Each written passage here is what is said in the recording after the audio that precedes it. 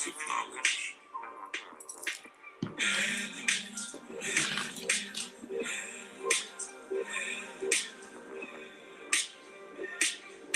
Greetings.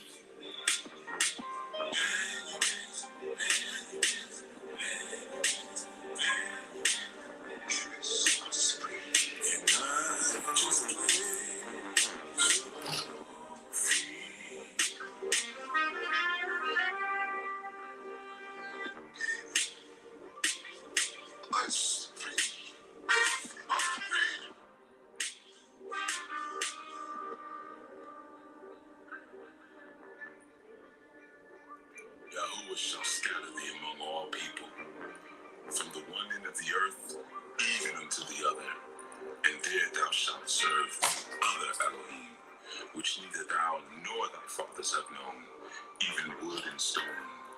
Among these nations shalt thou find no ease, neither shall the sole of thy foot have rest, but Yahuwah shall give thee there a trembling heart, and failing of eyes, and sorrow of mind, and thy life shall hang in doubt before thee, and thou shalt fear day and night, and shalt have none assurances of thy life. In the morning thou shalt say, would Elohim it were even, and at even thou shalt say, would Elohim it were morning, for the fear of thine heart, wherewith thou shalt fear, and for the sight of thine eyes, which thou shalt see. And Yahuwah shall bring thee into Mitzrayim, again with ships, by the way where I spake unto thee. Thou shalt see it no more again, and these shall be sold unto your enemies for bondmen and bondwomen, and no man shall redeem you.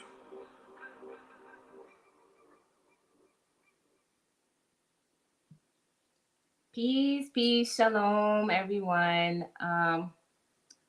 Give thanks to the Most High for allowing us another strong. We are at the top of another 6. And so I will that everyone start out strong. We dominate, and it draws us closer together. Also, give thanks to Chief Yuya, who also provides the knowledge for us to deliberate on and then show our wisdom on these platforms. So give thanks to you as well, Chief Yuya. Peace, y'all. So we are talking about returning to wonder. So what does that mean? I guess I have to give context. Before I do that, y'all know I have technical difficulties on Clubhouse. So Master Manuel, can you please just let me know, give me a thumbs up or something, if you can hear me clearly, or if it's, low as usual. And also let me know in the chat if you can hear me well on the TV part. Let me know. I'll look for like the ones in these. Peace, you're all clear on Clubhouse. Okay, good. I think.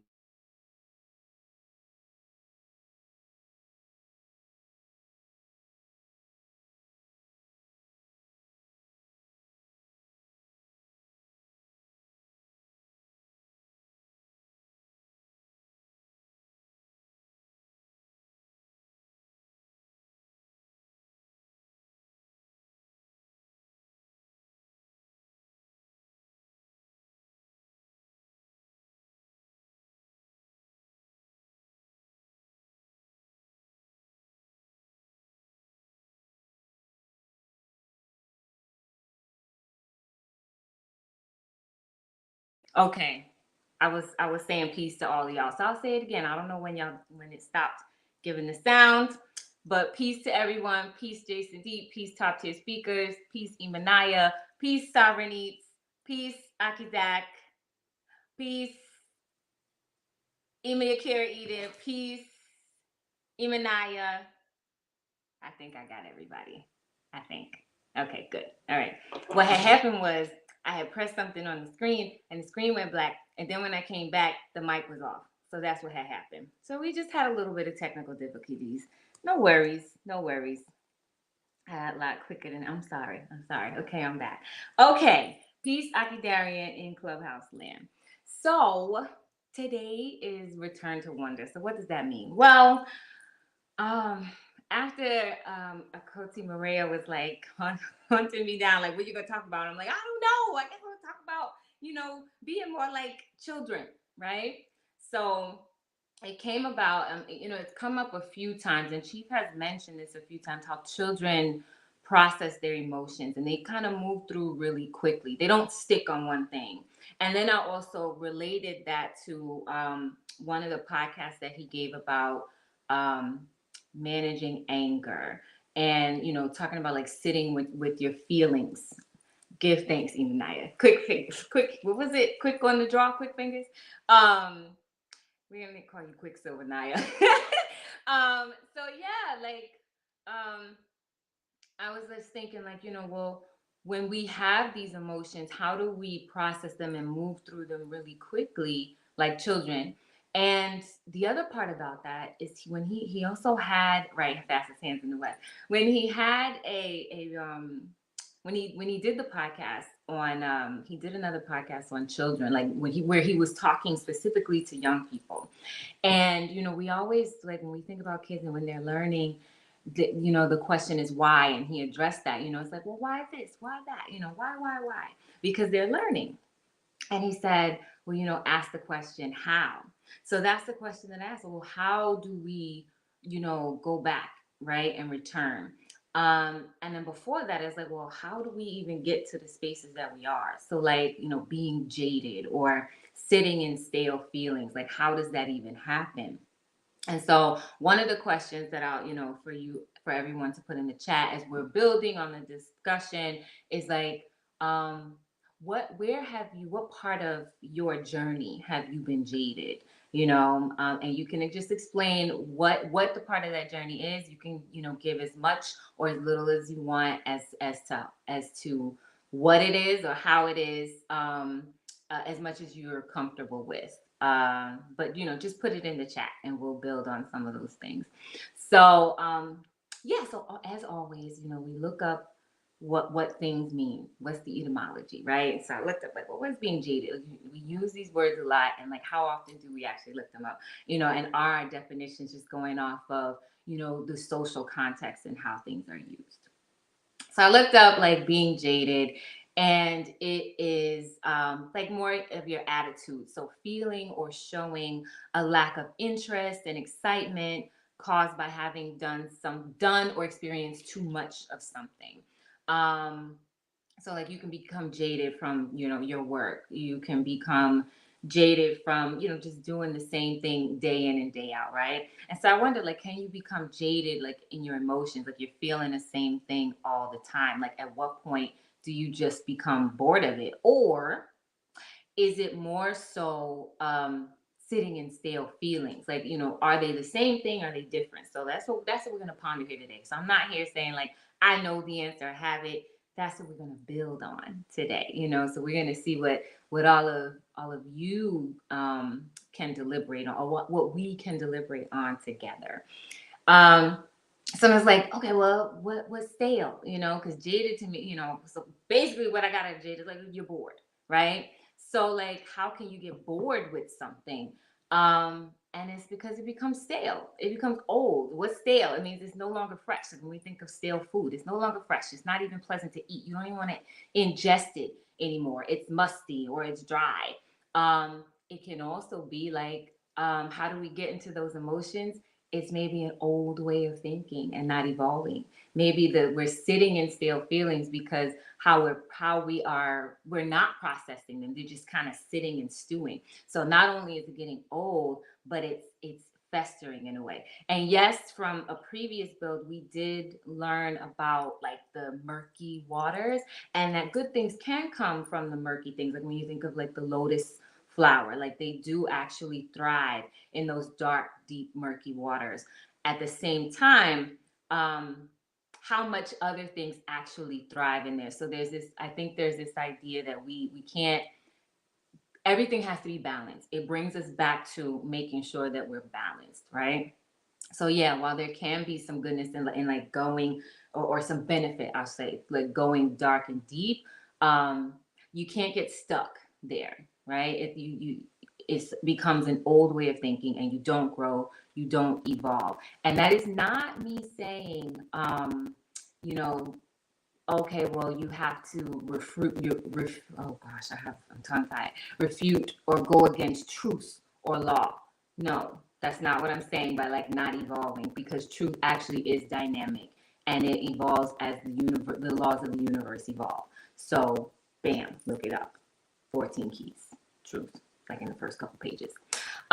So yeah, sitting in stale feelings because we're not letting emotions be what they are, which is transient, and allowing them to pass through, much like children. And I was reminded specifically of a story that was told, like a quick event that happened like during one of our retreats. One of the youth was, told something that didn't really make her happy. And so another one of the elders, like kind of in a way to comfort her, but also not go against what instruction was given to her. She said, well, you don't want to, sit and be upset about X, Y, Z. You want to do, this is what we're going to do next. And she immediately, this child, like her whole countenance changed. And I think Sakta Hava, if you're in the space, like you can, feel free to like elaborate on the story if you want.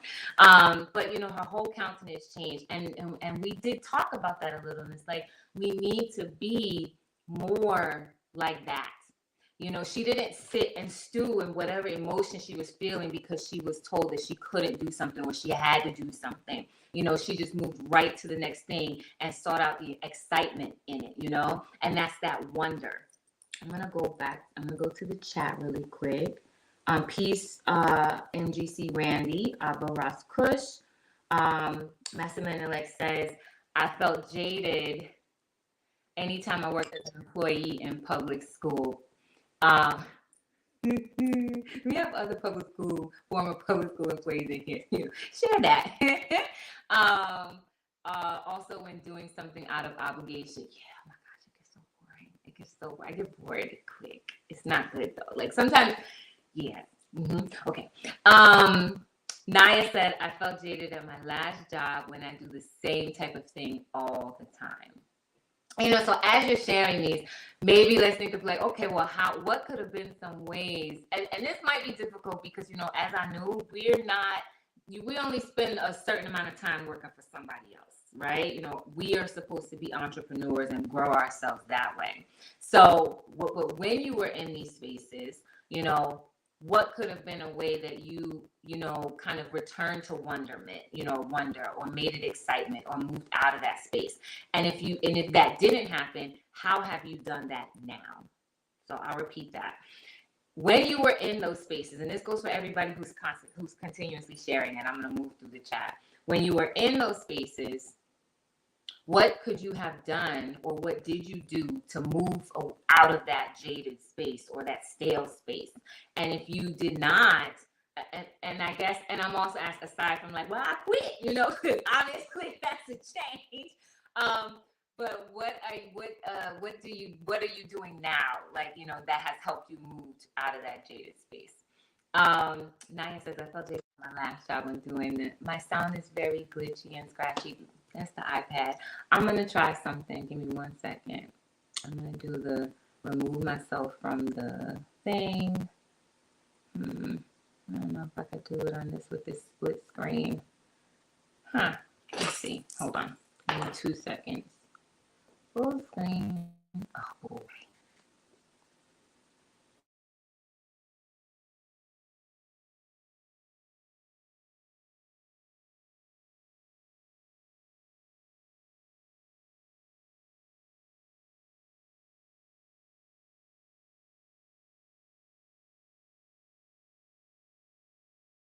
Go to church when I was younger. Mm-hmm. You had to go to church, and I didn't like it at first because I was just going through the motions. It wasn't like I hated church or I loved church. It was just you just gotta get up and go to church. I didn't know exactly why you had to do it, but I just got up and went to church. So I just started looking for stuff in that environment that I wanted to do. And one of the churches I went to when we first moved to Freeport, it had like an arts ministry. So I just joined that ministry. I just did whatever. I didn't know I was joining a ministry. I just did what everybody was doing at the time. It's like, oh, we doing a play. I was like, all right, I'll do the play. It's like, oh, we doing this thing over here, like this drive over here. It's like, all right, cool. oh, we're doing like a cake drive. It's like, all right, I know how to make cheesecake. So, okay, cool. I just got interest. I put myself into it any way that I could, and it was like it was just making the most of my time instead of just sitting in the congregation and being half awake and jaded. I did what I could in the youth ministry, and it helped me to learn a lot of stuff too. So I was actually interested in this book I was given to finish. My old mom made sure that we read the Bible. So I was like, all right, cool. So now I could look at these stories, and they're kind of interesting. Then you learn about these people, and it's like, it's like someone from up the street, something someone from up the street would do. You get to see them being sarcastic in the King James Old English language, which is extra sarcastic.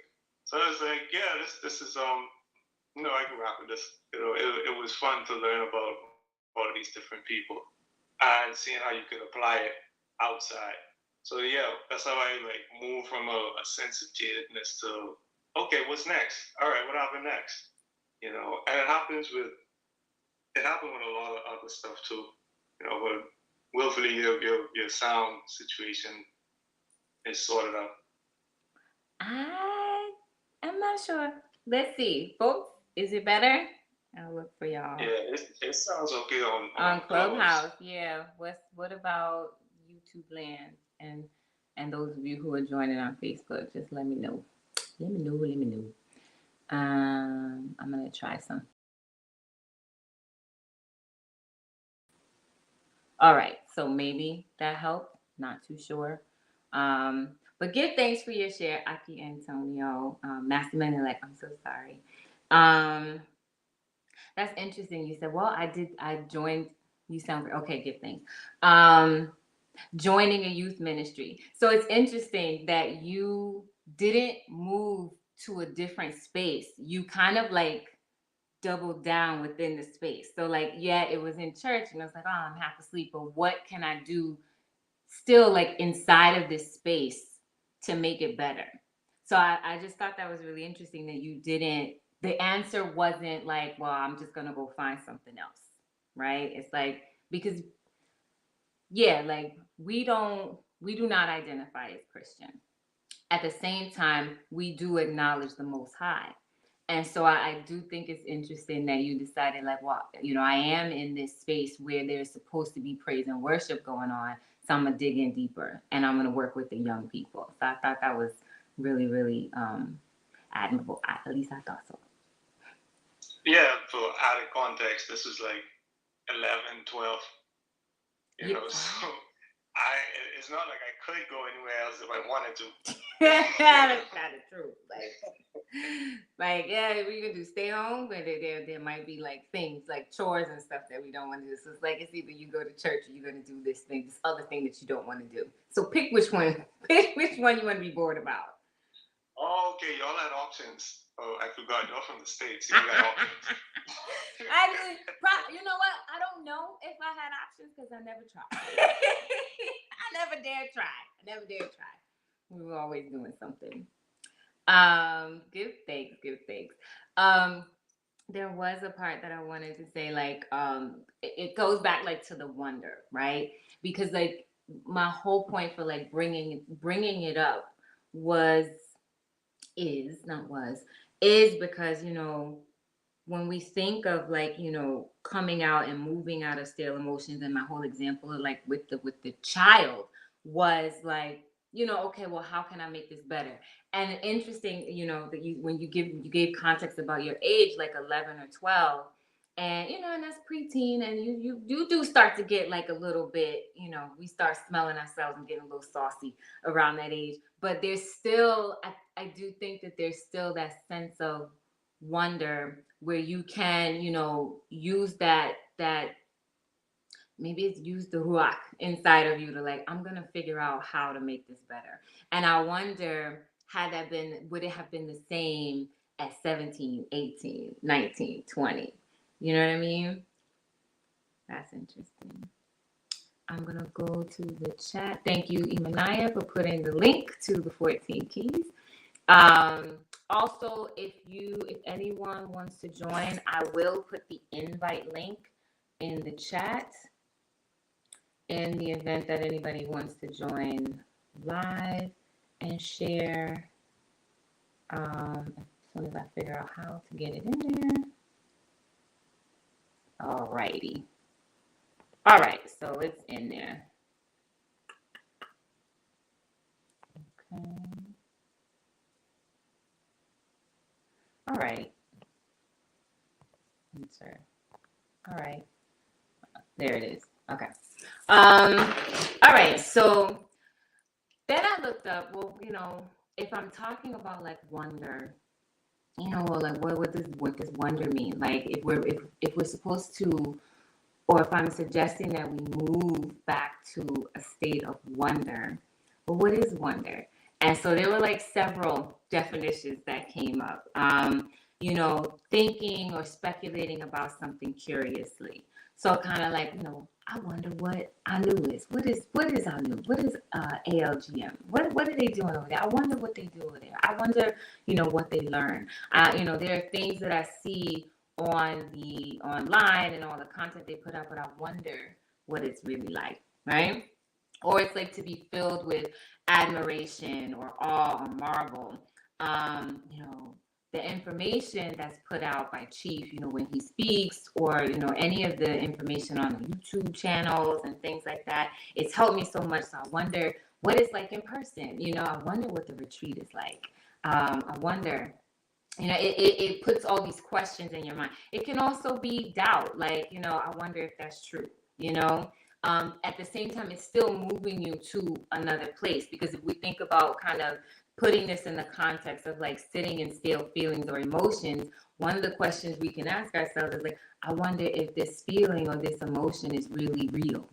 I wonder what it would be like on the other side of this if I sit with it or let it go, right? Or I wonder if what it'll be like if I really dig deep and think about what the thought is behind that feeling, right? So when it casts that doubt, we can also use it for moving forward and growing. So those are some of the ideas of like wonder. Akuya Bisa, Akuya says, I was thinking of being in awe or finding something amazing. Yeah, like if we think about the story about the youth from the retreat, the interaction with Dr. Hava, it's like, oh, I wonder what that'll be like, when she gave her a different option, when she presented her like with or reminded her of the different options that she had. It's like, well, I wonder what that would be like. And so I wonder if we did that more often, with ourselves or with one another, even if you had another sister or brother to push you to that space. I wonder what it would be like if you did this. I wonder what it would be like if you did that, which we do in Anu.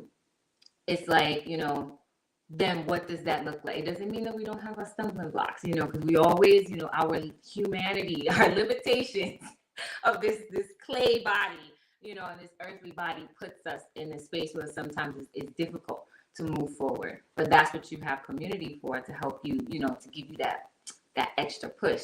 And, so we can sit there and be like, I wonder what it would be like if I didn't have this. So how do I get to that space, right? So not asking the why, but how do I get to that space? How do I take the first step? And we have those tools. She has given us those tools. How do we do that? And part of that is being open, right? Sovereign Eat says, I notice I become jaded when I am physically inactive, engaged in mindless repetition, or when I am not exploring something novel. Yeah, like I will say, like for me, that kind of sometimes it sounds like studying, which I know is so bad. But because we have to study, you have to, and studying is part of like education. So like for me, sometimes, like you said, like, repetition. It's not mindless, but sometimes like repetition for me can be like a little bit, not even, it can be boring.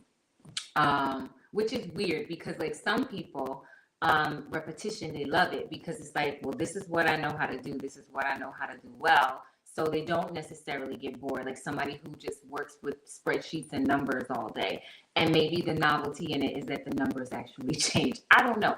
But, you know, we all have different things that motivate us and get us back to that sense of wonder. So my point is, like, even, you know, even with some of the things that seem so mundane and you know, like just kind of ongoing, we can probably find that place where we get to that sense of wonder so that we can push through it and not sit and stew and brew and find ourselves in these old musty dusty spaces, right? Or these old musty dusty feelings.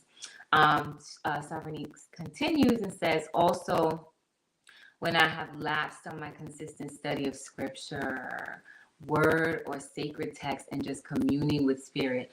You know what? Yesterday was Sabbath, and I opened up with I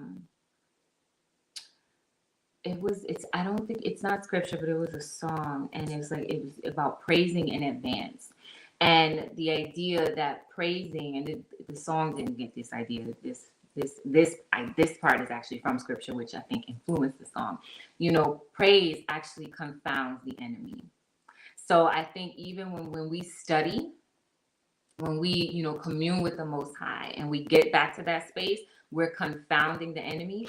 And it actually does allow that space to be opened so that we can get to that place of wonderment and explore and get to the newness and kind of break out of that old, stale space where our emotions is just kind of stewing and brewing, right? So give thanks. And again, I think I put the link in the chat. I did. The link is in the chat for anybody who wants to join. Abaras Kush MGC Randy says, I am trying to catch the question. I intend to join, just multitasking right now. Okay. The question is, you could put in like a time when you have been jaded, and how you move through an example. You can share as much or as little. And how you moved through it, whether you moved through it or not, and how. I'll just say it like that. And then, and like I said, most people gave an example of like a job. So like, you know, more than, you know, share more than just like, I quit and I found another job. That's not what we're talking about here. How did you actually move through it? Because the point is to discuss how we can move from a space of sitting in old stale feelings to getting to a place of wonder, kind of going back to how we were as youth, as children, because they can kind of move through things really quickly, right? When they're in a healthy environment. Top tier speaker says, I became jaded when I was stuck in a cycle of doing the same thing day in and day out. Switching up my routine and mindset made a world of difference. That is helpful. Yeah, like sometimes we do have to switch up the routine and the mindset. And I think also, you know, going back to what Sovereignty said, and this is also pulling on Master Menelik's example, that kind of digging in deep, you know, when it comes to communing, praising, and studying scripture, communing with the Most High, it helps. It's a world of difference. So yeah, greetings, Yakir Edom. Welcome to the stage. Greetings, Dr. Hava. I was talking about you earlier. She's in Clubhouse Land. I was talking about the story about the youth, the young girl from the retreat, and how she kind of moved through her, like, instead of sitting in this space of like being upset and sadness, you shared something with her and it literally just kind of changed her whole countenance, and how, you know, we should move back to that, like being able to move back to that. And so just like a real quick reset of the room and then of the Clubhouse Land, and of the YouTube. One example of that is was given by like some of our build, you know, communing with the Most High, digging in deep, like with our praise and gratitude and thanks. So those are examples. I'll give thanks. MGC Randy, I'm glad that helped you with the question. So, and I'll say it again, the link is in the chat for any of you who want to join, and those of you who are on stage, feel free, just interrupt me. We are building and we're flowing, so just jump in. Peace. I'll take that cue. Okay. Peace. Give thanks for the topic, for the question. I had to jump on. I was on YouTube. I said, let me just come over here. I'll share that when I think about like times that I've become jaded, I'm like, well, what? Before I even think about when I've been jaded, like, how did I get there? And it's like I was just doing too much, right? Like I'll share the one area, and you touched on it. It was what I was doing as my profession, and I had no interest in doing it any longer. I wasn't excited or enthusiastic about it, although there were facets of it that I enjoyed doing. But truly, those parts that I enjoyed, I didn't have to be in that role in order to, to explore or to share that part of myself. And so the shift was taking instruction, right? It was following instruction of headship to make a change, to actually move or to figure out where I wanted to go, because I did always want to relocate anyway, but to just actually get the courage to just make the shift. And it's interesting because when I think of like, well, the opposite of being jaded or being too full of or bored with what you're doing, it's like being more satisfied or just being satisfied. Mm-hmm. And satisfaction can be so simple. It's like if we are jaded, there's like an imbalance where we're doing so much of the same one thing that it no longer has that wonderment, right? It no longer has that wow factor. And so that's just a charge to like switch it up, to just switch it up and to do something different, or to try something that you otherwise, maybe you thought of it and fear or something else, dissuaded you, but that feeling is probably the reminder to just, hey, it's time to make a shift. Yep. And then I think like, go ahead. Sorry. Go ahead. No, I was just saying, and Imo has made a point. It made me think of another aspect of jadedness that you had touched on, which is you've done something too much. You've done one thing so often that you just get like bored with it. You get tired. That happened with me with certain other things too. Like if you go out too much, like I used to be in theater, and they used to just every night they just go out drinking, like every single night. It's like I don't like being out that often. I would usually be the first to leave, but sometimes like, nah, I'm not going. It got to the point where it's like, yeah, I know we just finished this thing and we did this whole project and we went through all these months of rehearsal and putting the set together and doing all these jobs. Y'all want to celebrate, cool. But I ain't coming with y'all tonight, because y'all celebrate the same way every time. Get drunk, and then I gotta wait for someone to give me a ride home. Nope, I'm not going. Also, even with certain addictions, which I don't make them, because you asked about how do you move from that space of jadedness. Like smoking weed, right? Like some people, like they call it a gateway drug. A lot of addictions just lead to more addictions if you don't make the right decision when you reach that point of, okay, it's time for something to change. Some people look for something more intense, and some people are like, I'm just not gonna deal with this anymore. Let me look for something that'll actually help me. Or you might get into some sort of sport. You might get into something that's more adrenaline fueling. Like skydiving. Wink, wink. You might get into Yep. something that makes it like a little bit more exciting, or a little bit more fulfilling. You may go towards that thing that you always wanted to do, but you never did it because you might have been dissuaded from doing it, from elders or from people around you, or you might have dissuaded yourself, and you get jaded because you're afraid to be excited about something now. So those are some things that came to mind when Yaffe was speaking. So if Oh, quick interlude, really quick. Can we just maybe do one of those like skydiving parks before the real thing? Because if we just go straight to the plane, I can see myself being the purse holder. I need a mini step maybe in the middle. I need a mini. That's how I'm keeping it fresh. We can do one of those air parks. I'm keeping it fresh. Look, I'll bring the youth. They can do that with you. Just we'll all do it. Yeah, like it looks so fun, and then Out the flare.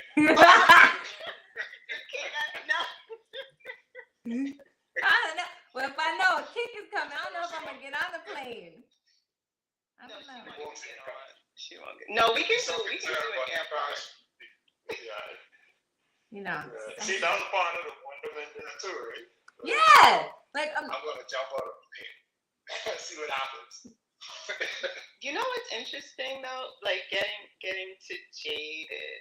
I had to go look at the etymology because I'm like, well, jaded would be jade, and I'm thinking of just the jade, like the Oriental stone. Mm-hmm. But it's like that idea of a worn out horse, like just worn out. So.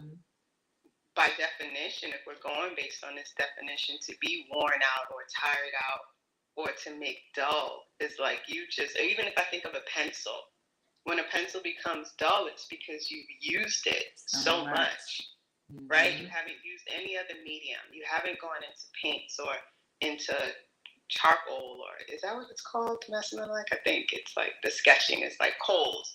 You haven't, or markers or crayons. Like your only medium is the pencil. So you're constantly wearing it out. So it's like the antidote to that would be engaging in variety. Yep. Right? So just something that I thought about. Yeah.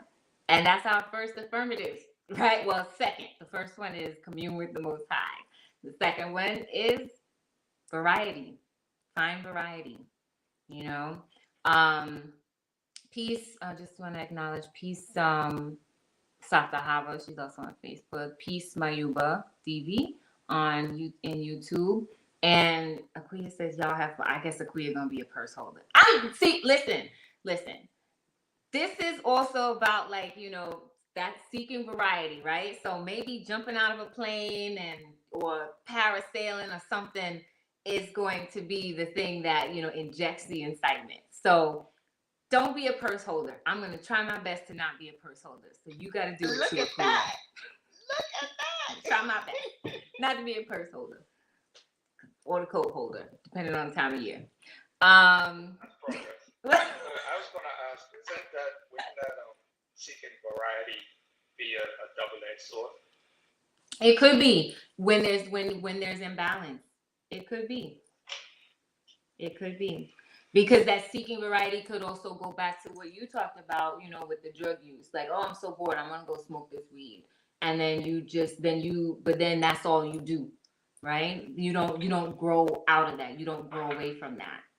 I'm just gonna use or you graduate to something else because I need the high to be more intense. So yeah, it could seeking variety could be a double-edged sword when you're in balance. Would it be that seeking variety when you don't have culture, when you don't have a foundation, when you don't have law, right? I think that's when it could be problematic for those that do not have those things. But I think if you have that structure, it's kind of like the first thing I thought about was, when Chief was sharing, as he was sharing the introduction to the Hard On Project, he gave context to why he was sharing it, and that there are laws, but there aren't as many laws as let's say the average Christian or those who think that a believer, right, has to abide in order to experience their mate. And so it's like we have to understand what the law actually speaks to, and then appreciate, okay, no, the law says we can't eat these things, but as it pertains to the foods that are within law, there's no limitation to how it can be prepared, right, how it can be ingested. So there's no reason for us to look at kale or mushrooms or carrots or apples and say, I'm worn out, because there are as many options as your mind can imagine as to how you can enjoy them. And so that can become the way we look at variety within law, variety based on your communal standards. Yeah.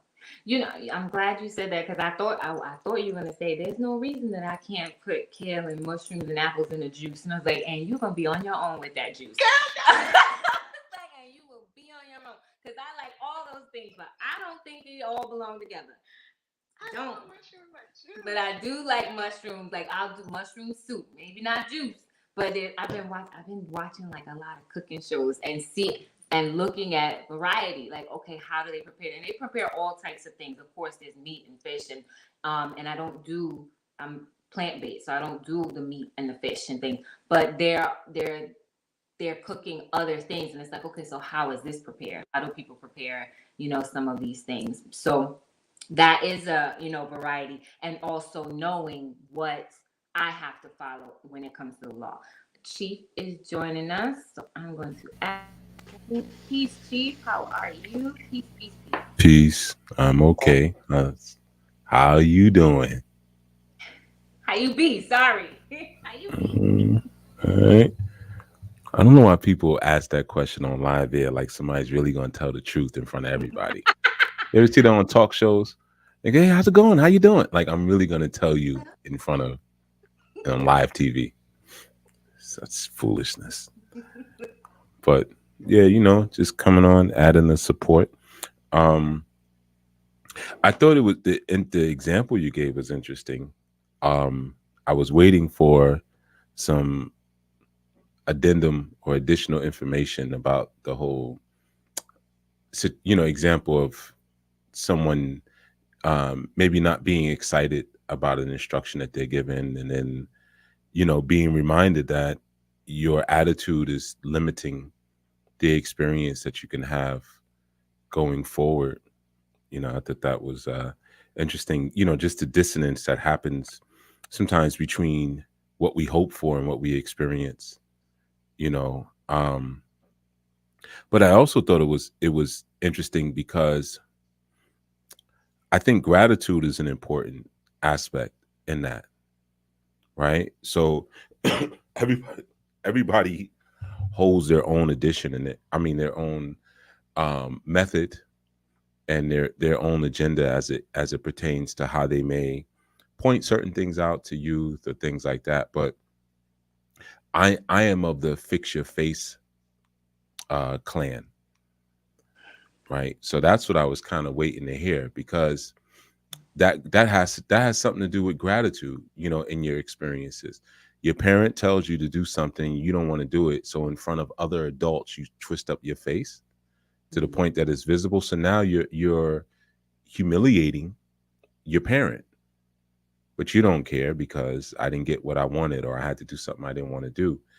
And for me, I'm grab them by the shirt, pick them up, pull them to the back and say, you better fix your face, because it's not about enticing you with more things. The reason why you shouldn't be sitting here being so horrible and disrespectful is because there's more things you can get. And I think that creates a very sick mentality in adults, where I'll play the game because I want more. And that constant wanting more is what eventually will lead to jadedness, because you're over it now. I've gotten so much, and I've sort of idealized my hope in every moment, and you rob yourself of what the experiences could have been because of all this idealized expectation, and then the bridge of hope that carries you, as opposed to bridges of faith. So You know, and again, I'm not saying that anything wrong was said. I wasn't there, you know, but I would have stopped that immediately. Like, what the hell is wrong with you? You were told to do something and you were told not to do something. That's it. You don't have space or room to be sitting there twisting your face up. You don't know anything. And whatever you're wearing right now was bought for you. The food that's in your stomach was bought for you. Your whole liberty is sustained off of the wisdom and the instruction that this person here that you're twisting your face to has provided for you. You have no space to be this way. And I think when we capitalize on that as adults, we begin to understand the value of authority. You know, but sometimes when our parenting is poor, we'll get jaded in terms of our perception to authority. I'm over it. I don't feel like hearing it.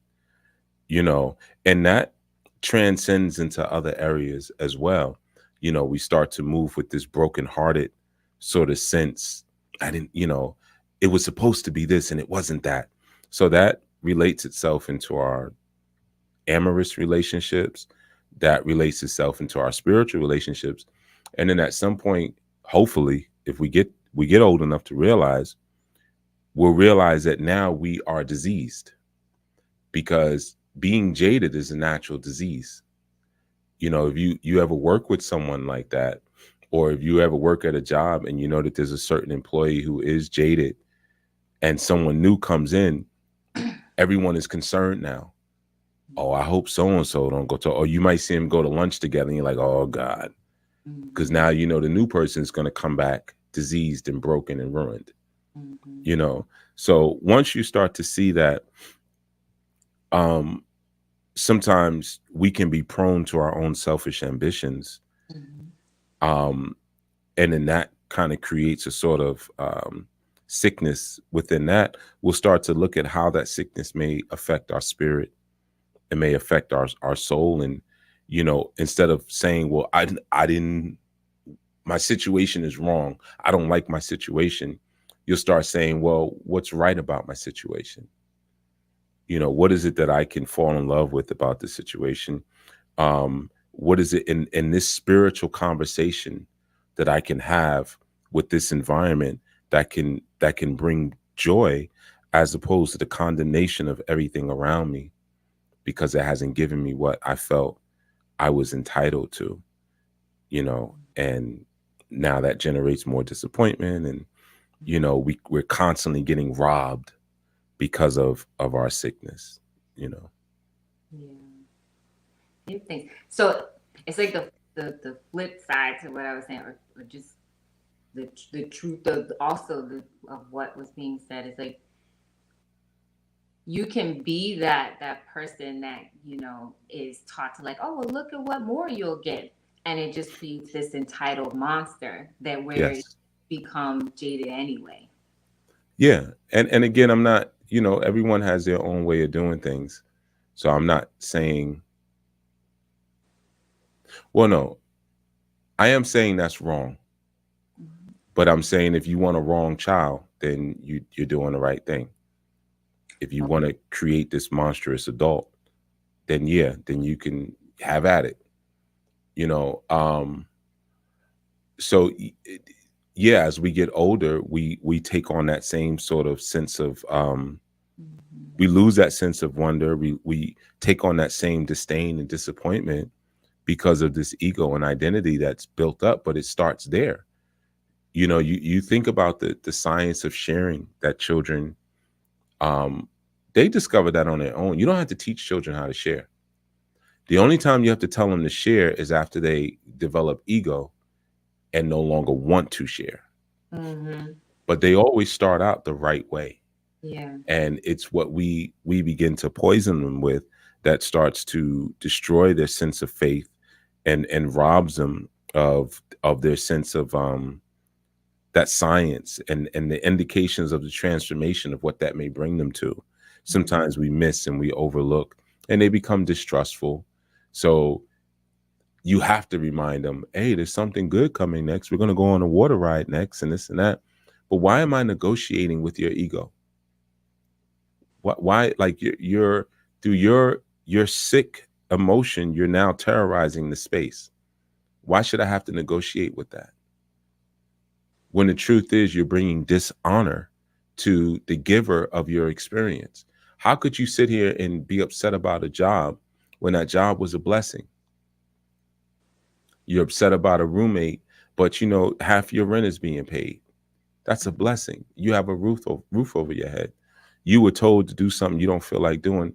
Mother effer, you got a parent. That's a blessing. What's wrong with you?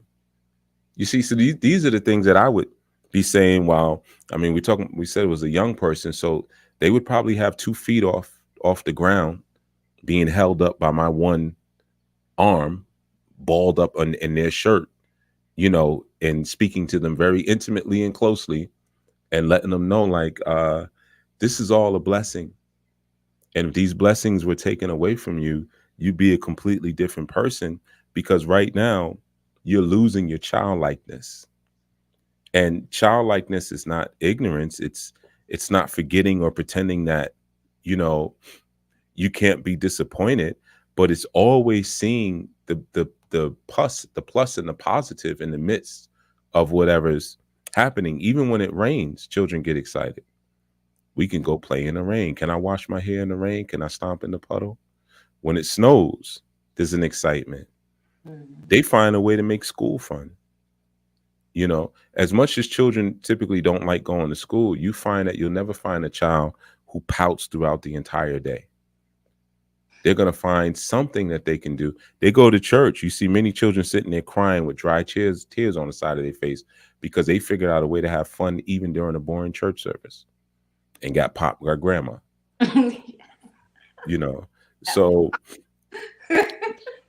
losing that childlikeness, and letting um a poor idea of yourself as a person enslave you to a thought that all resemblances of your disappointment are present in everything that you do, is a way to stay miserably stuck.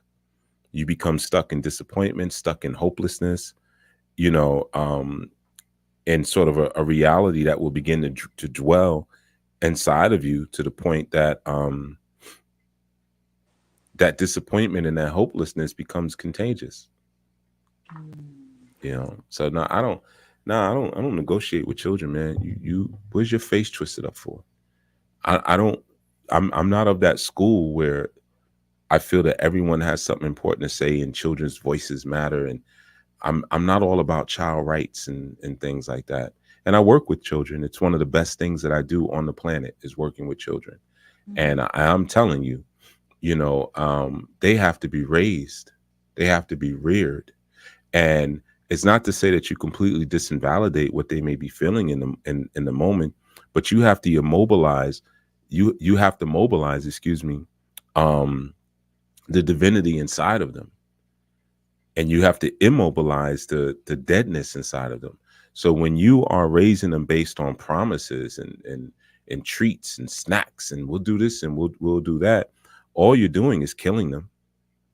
You're destroying even their ability to find direction. They become wanderers in the earth behind that sort of raising, because you're distancing them miles and miles and miles away from their Elohim. And the further that distance becomes, the more they lose their childlikeness, the more they forget to see the world through the lens of redemption. Where every moment, every situation is an opportunity to be for redemption, as opposed to humanity is always disappointing me, humanity is always hurting me, so now I'm going to distrust humanity, I'm going to avoid humanity, I'm going to give up on humanity because people suck, I can't stand people, I want to be by myself. They become those sort of adults, because they've lost their sense of childlike redemption, or joy in the aligning themselves with the concept of redemption, and the positivity and the happiness that comes with that. Yeah. So it's us, the adults. It's like a cycle. Like, so as children, we have that redemption, that redemptive quality, and that wonderment, and that wanting to explore. But then, if we're around like imbalanced adults who may have had, you know, a rearing or upbringing by other imbalanced adults, it just creates this cycle of, now you're gonna, I'm gonna negotiate with you rather than tell you like, no, you should be grateful for X, Y, Z. And that'll because you have a way to keep that wonderment. I shouldn't have to negotiate with you to be in that space. Yeah. Or I'm gonna pop you in your mouth because you over here dishonoring your parent. Yep, that too. I mean, I understand women do things differently, but these single mother households are what destroyed the community because of the way y'all do things. And that's why you have to have that balance. And again, I know everybody, y'all don't like when I talk and everything, but like I said, I heard it early, and I'm like, no, y'all off on this one. I'm gonna have to jump in and say something because I'm waiting for someone to come in and fix this. That's off. No, you don't do that. You creating a monster, and this is why we need men. And obviously there's a balance. I'm not saying everything is so rigid and so tough that you raise children like you're some sort of drill sergeant. But you have to, one of the value and the talents of men is that we look for the root cause of things. We're researchers. So I'm not going to deal with your symptom of you sitting there pouting and twisting your face up. I'm going to go to the root of it. Where do you get off doing that?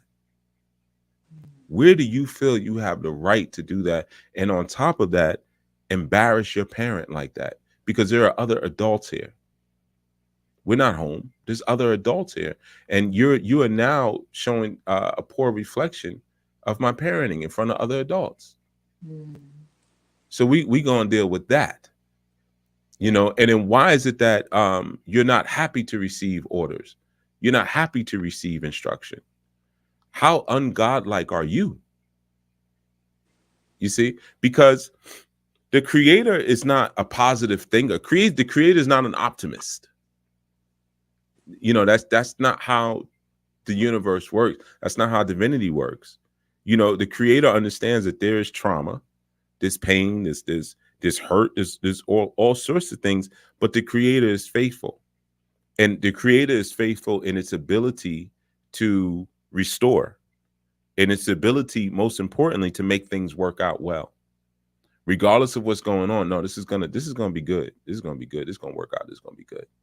Regardless of what just happened. So ain't no point in me sitting here pouting, because it's gonna work out good. I don't have to say, well, look at the bright side. I ain't gonna do none of that. I ain't doing none of that. Whatever it is you put in front of me, it's gonna work out well, because the creator is not jaded. When you're jaded, you lose your sense or your ability to kind of move around brokenness. You become completely deterred and derailed by failure. You become completely derailed by brokenness, or what you see as the world's failure to present the proper picture to you, because you forgot that you have that divine ability to make all things good. So I know I keep coming back to that, but it's, I guess, because you keep skipping over it. But yeah, you got to raise these children properly, man. We raising, well, not we, because my children don't act like that. They would know better than, okay, I already know how they respond to situation. Baba, can we such and such? No. They walk away quietly. Now, sure, when they get around the corner, this mother effer here, I'm gonna spit in his soup tonight. I'm sure they do. I'm sure, because they just as evil as I am. So I'm sure I've drunk a lot of piss and spit and stuff like that, because I know. But yeah, that's about all you could do. You can't twist up your face. You twist up your face, I'm gonna call you back. Come here. What's wrong with you? We ain't doing that. I've never let my children ask me for anything more than once. My word is final. I'm a grown behind man. So what I say is sure. I don't have to think about it. I already thought about it. I thought about it before you were born. No. You see? Mm-hmm. So that level of reverence creates that sense of jadedness, or the lack thereof, excuse me, because the Most High is antithetical to the concept of being jaded. by anyone or anything. Because in the midst of all things that have fallen and all things that have gone wrong, there is still faith. There is still redemption. There's still a redeemer. So if you let that spirit creep in on one iota and within your child, you are literally fostering spiritual disease that they may never get rid of. They'll be 30, 40, 50 years old, pouting about what they didn't get. Stuck. So, yeah. Okay, I want to make sure I don't skip over anything. So, like, then just even being jaded is like a proof of a sickness that has been there probably since childhood, because we're not looking at the positive pieces of it. Positive pieces of what? Of whatever it is we're jaded about. I don't have to look at the positive pieces of anything. I'm never going to be jaded.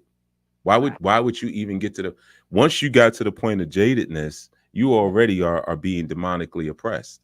Got it. Mm-hmm. I've never been jaded about anything. It never gets to that point. There's nothing. I am constantly renegotiating contracts all day long. Mm-hmm. So if you're always renegotiating contracts, you're always approaching with a certain newness. Okay, it's this. All right, cool. So we'll move over here. Is that okay? I'll adapt this way. No problem. Because I'm always going to redeem everything. You give me some horrible soup, I'm gonna pour some more water in it, turn it into something else. All right, this soup sucks. So this is what we're gonna do. We're gonna put some more water in it, and then we're gonna boil up a whole new thing of garbanzo beans. We're gonna make a whole new soup. You see what I'm saying? Like whatever it is you give me, I have the power. I'm an alchemist. So redemption is always present. Anything I touch is going to be good. So there's never an opportunity for something to be repetitively wrong or consistently wrong. Even if I'm around someone, it could be a relationship. I'll never get jaded in a relationship. I just renegotiate the contract. You see, so when my children get a no, it's okay. Well, we're gonna go do this then. We're gonna go do that because we have the ability to do this and to do that. We're gonna constantly redeem whatever needs to be redeemed, and if it doesn't need to be redeemed, then we're happy either way. Okay. Give thanks. I don't have ain't nothing to say after that. I'm gonna. Oh, there's plenty of stuff to say. I'm just saying. Like I said, y'all do it the way y'all want to do it, man. If y'all want to keep ruining these children, go on right ahead, man. Just keep them away from me. Okay. What'd you say, Pastor Benny? Like, I was just gonna say, the example that Chief was given with, how he would have dealt with the situation had he been present. That reminded me of, there was one time I was really young, and I got a royal cut behind for asking for something more than once. And it was someone else. My old man heard it. And I asked for it once. And I was like, please. He's like, come here. Mm-hmm. I remember that day. He took me with him, because he plays golf, took me with him on the golf course. And I think I had asked one of his brethren for something. And he told me no. And I had asked again. He pulled me to the side. Well, I'll never forget that. So you don't really have to tell me stuff more than once. It's like, all right, it's cool. Right. See the respect and honor there. I remember years ago running into one of my very close friends. We grew up together, his ex. And I knew they had children. They were married and divorced. They had children together very young. And I met his son for the first time. His son looked just like him. And his son, I'm sitting there talking to his ex, and his son says to me, he said, "Can I have $1, please?" And this boy was probably, I mean, he had to have been at least 10, 11 years old, somewhere around there. And I said something. I'm not going to say what I said to him because I don't want anybody calling people on me. But I said something to him in regards to asking really strange men on the street for money. And what would happen if I ever found out that he did that again. Right? But I immediately went and checked my friend because he was away for a long time. So he had come home, and I spoke to him and I told him what happened. And I was like, yo, whatever you got to do, I don't know what's going on. You need to snatch your son up because he got you out here looking crazy. You know, he's over here asking me for $1. And what made it bad is his son looks exactly like him. So I definitely wasn't going to give him any money because I'm like, you look like your father. I'm not giving him nothing. So I ain't giving you nothing. I don't even see a little child in front of me. I see him. But the thing is, in that moment right then and there, I saw that the mother wasn't any good. And she didn't even say anything. She didn't even say, don't say that. She just sat there and stared off into the distance. So maybe like he's the gateway. Let me see if he gets some bread out of him. Then I'll try to get some bread out of him. You know, but all right, the mother ain't no good. So let me see if the father got anything left in him that's worth anything. You see, so that type of behavior, like he said, we're on a golf course. I'm among my peers. You acting like this? You bringing dishonor to me. And honor and reputation is very important for a man. It's extremely important. Yeah, for sure.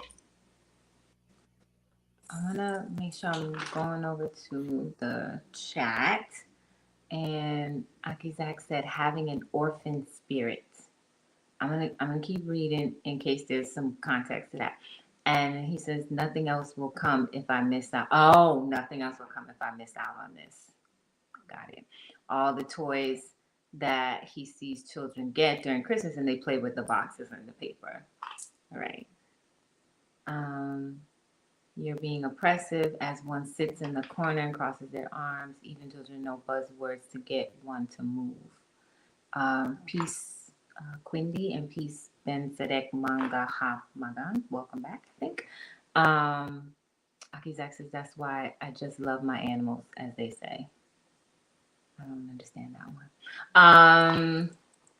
One.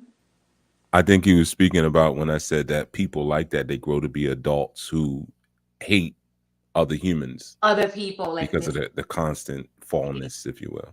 I see. So is that all people who don't like people, like misanthropes? We can just say like, okay, then you probably were this kind of had this. No, you can't say that that's all people. I mean, everyone doesn't end up at the same destination for the same reason, but everyone on the same path is going to end up at the same destination. So if you establish that sense of or defined entitlement inside of a young person, they're going to end up alone. They're going to end up alone. They're going to spend their life alone. Whether they're alone emotionally or whether they're alone physically, they're going to be alone. So then when we have that sense of wonderment, like children do, like it's not going back to like, oh, remember when, oh, you could get more out of this. It's more so there's always something else. Or am I missing that? Am I saying that wrong? Like, is that still like looking for more? I mean, how could I be in wonder about a particular thing if I'm thinking about the next thing? No, the fact that there is nothing else. It's just this. It's just this. That's the wonderment. Like, wow. I mean, how many times do you have a child? You got it'd be freezing out, coming outside, nose dripping, everything. They shaking and shivering, but they don't want to go inside because this is so amazing.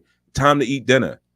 We have macaroni and cheese. I still don't want to go in because this is amazing. Now, yeah, once I get inside and I got to eat, I'll enjoy the meal or whatever. And then I'm going to enjoy the next thing. Shoot, I'm going to enjoy having to take my bath. I'm going to enjoy running from my closet into the bed and flipping into the bed. I'm going to enjoy that too. You know what I'm saying? And having you tight the covers around me, like, you know, wrapping them in that whole fun thing. Like, yeah, but I'm enjoying each moment as it come. And that's the inspiration that allows us to hold each moment to higher regard. If you really want to cure that sense of jadedness, you have to stop thinking about yourself and think about others. That's the cure. You know, because it's all about when you're jaded, it's all about your concern that you have for yourself and your concern for your problems, as opposed to considering others. You know, you read the book of James. What good does it do, my brothers, if someone claims to have faith but does not prove it with action?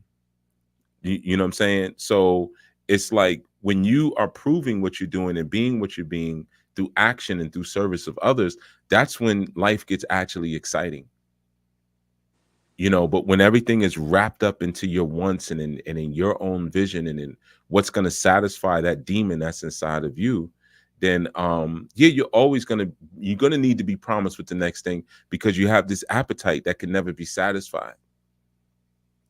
You see. But when you really are moving in a childlike state, it's easy to satisfy your appetite. Doesn't take much. It could just be a stick. Right. Now it's a sword, it's a cane, it's a freaking, I don't know, whatever, penis. If it's a boy, you know, they usually put a stick in a boy's hand. He's always automatically be a penis. You know, that's the first place they're gonna go with it. You know, like, yeah, once we get that out the way, now, okay, now, yeah. That's why when you working on something, never have a boy hand you stuff that's stick shaped, because you know what he's gonna do with each time you put it in his hand. He's gonna put it at his groin and start jumping up and down with it and stuff like that. You know. But I guess he's gonna be jaded. Like, I'm just saying. I mean, hey, you give little girls melons, they start putting them up to their chest and dancing around. See what I'm saying? It doesn't really take much. You know what I'm saying? So that's the thing. As you get older and you become more jaded, we start to rationalize the needs that other people have away. They don't need that. They all right. You know, so you're only thinking about yourself, and you don't know how to scale your thinking. You know what I'm saying? Like, you know, you see a picture of somebody starving, or you'll drive by your church. People go to church. Let's say Sunday, right? Yeah. So people going to church today, or I guess leaving church by this point. Driving by people who are homeless and who need certain things, and you know, they're not thinking about, hey, let me raise funds to try to help this person. I mean, not everybody, some people are, you know, but they're thinking about their own need, or they see a photo and they don't say necessarily, man, I could send that money a month. What did he say, a cup of coffee? For a cup of coffee you could help a starving child. You know what I mean? They not thinking about that. They're thinking about my experience. This is what I'm going through, you know. Or if I am going to help this person, let me pull out my camera, you know, so that everyone can see, you know, just how benevolent, you know, and philanthropic that I am.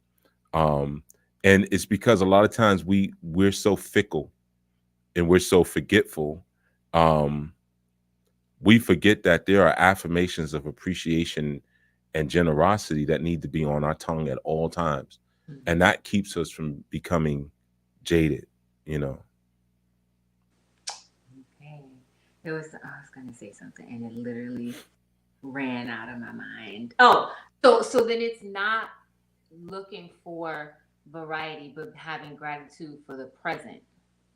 That would be the right thinking. I mean, how could that ever be the wrong thinking? It can't. It's not the wrong thinking, but I mean, well, the wrong thinking would be the seeking variety. Check this out. When the president is taken from you, you ever notice how you feel, or even a threat of it? You could have a child that's pouting in the corner. Tell that child, I'm about to send your butt to the car. You can spend the rest of the time they're sitting in the car reading a book. Look how quick they change. I wasn't pouting. Yeah, I wasn't. I'm fine. And be smiling. They'd be crying and smiling at the same time. See. Right. You know. So we know the value of the moment, but sometimes, like I said, we become very forgetful. We become very, very fickle in that sense, where we forget because we don't have a burning desire within us to help, or like, let's say, someone says you can't have this, or you're on a job and you're jaded, whatever. Help somebody else out on the job. Yeah. That's one of the best ways to get out of that sense of that. Mm-hmm. Be a support to somebody else, because a lot of times when we start to feel jaded, what comes along with that is feelings of inadequacy. Mm-hmm. You ever tell a child to do something they don't want to do, and then watch how they do it when they're doing it? You say, "Hey, man, go out there, play baseball." Everybody, they holding the bat like they just dragging it on the Yeah. ground. I can't do it. Yeah, I can't. I told you I can't do it. You know, Like, you got beat for that too? right? So that's the thing. Oh, you got cursed out for that. That demon is struggling to survive, and we're not affirming based on the means that we have. We're not living wisely in that way. We'd rather become jaded over a negative experience, Right. as opposed to seeing, like, man, I could be a blessing in this moment. I can help. I asked my mother for freaking, I don't know, whatever children asked for today. It got done, green machine, and my mother told me we didn't have enough money to buy the green machine. Mm-hmm. Well, does my mind go into, well, I can be a blessing? Well, mommy, I can get a job, or maybe I can cut grass, or whatever it is that children are asking for, like, or even as adults, I can't stand this job. Oh, I'm so sick of doing the same thing every single day. Well, is anybody else feel the same way? Maybe you can be an encouragement to someone else. Maybe you can mix it up a little bit, you know. Or here's a good thing: go have a talk with the Elohim, and try to get a better spirit into your heart. So even if you find yourself in a position where you only have meager means, you know, you can use what you have and be excited about that. It's like what Zechariah 4 says: you be faithful in small things, you know, instead of always waiting for that promise. See, that's where those abundance ministries comes from. You always living for the promise of increase. And that promise of increase is never even related to your efforts that you put in. It's not related to your effort or service. It's just, this is your season. This is your season, and this is your season because God is going to make the increase in your life. Your enemies have been praying for your decrease, but God is going to make the increase in your life because this is your season. You see? And you hear stupidness like that. Negroes just making up stuff. Don't know what the heck they saying, and then people get excited because that's the type of teaching that people like. It's got to be all centered towards me nowadays. Like the increase in your life. Why don't people ever preach like, I'm married? God is going to bring the increase in your spouse's life. Your spouse is going to see growth and abundance like they've never seen before. Your children are going to prosper like they never see before. They're going to develop a relationship with the Creator like you've never had. Nobody ever says anything like that? No. See? So when it happens, it's like, right. What about me? What about me? Right. What about me, Lord? What about me? This ain't right. God damn it. God damn it. God, this ain't right. So then when it happens, it's like, if it does happen, if your child does have a relationship with the Creator better than you ever had, or your spouse does succeed, it's so foreign because I've been in this space of entitlement for so long. Like, I don't need it. Like, that's not my season to see you succeed, even though your success is my success too, or maybe it's just yours, and that's just I don't have to have no skin in the game. right. You know what I mean? Like, can I be happy for what it is that someone else is receiving? But when I'm stuck in a sort of captivity of suffering, inherently I start to just see everything as me having to endure in order to get to whatever I feel I'm supposed to have. So it's like that's where you get all the faith and the grace, right? I mean, we're told faith without works is dead. Yeah. But today it's like faith plus grace minus works equals spiritual victory. You know, like that's how it's taught. You know, so there's always an emphasis on your ability to speak the word over, just speak the word. It's mine. Name it and claim it, even though there's no theological validity to that sort of idea, but it becomes a very passive sort of faith where I have authority just because I'm a believer. And I don't have to involve myself in the physical matter of doing anything because I'm under God's grace. So you tell me it's my season. I say, I agree. Yes, it's my season. I'm supposed to get it. You know, and if I don't have abundance, then I have lack. Yeah. If I don't have something good, I have something bad. So there's only, you know, you create these very sick sort of polarities in the minds of the people. So again, there's no space for redemption. You give me everything. If I don't get everything, then that means I got nothing. So if there's no work, that means there's no wisdom. No. And it's a bunch of It's just words. Just a lot of words. A lot of, you know, when you get, that's what I'm saying. Like even with a child, twisting up your face, you don't get that many words from me. Nah. In fact, I don't have to say, I'm gonna give you a look. If it's my child, you already know. You only twisting up your face because you thought I didn't see it. Once you realize I saw it, it's over now. You know, hey, Pop, hey, you're gonna start tap dancing and singing, you know, hello, Maud, hello, my lady, hello, my darling. You know what I mean? Pull out a top hat and a cane. Yeah, I thought so. You know what I'm saying? So that's the thing. It's a lot of words that people use, and they speak words over their challenges. So there is no wisdom. I'm speaking the word, and there's always this emphasis on what I'm saying as opposed to what I'm doing. What are you doing to redeem your situation? You know, because that's, you have the power of redemption in you. You know, yeah, you learn to kind of like, I'm sure there's Christians who might listen now and be like, yo, but I'm redeemed by the blood of Christ. And the blood of Christ gives me authority over sickness and danger and gives me victory. And, you know, but you ain't seen victory in over 20 years. They're gonna keep playing the 1 hour and 17-minute mark over and over and over again. Of course. It's your season. It's your season. But you ain't seen nothing great. Like your life has been jacked up for like 20 years. Since 2000. Your life has been whack. But you still speaking victory because it's victory in the blood, you know, and you still speak in abundance, you know, without understanding that that's the exception.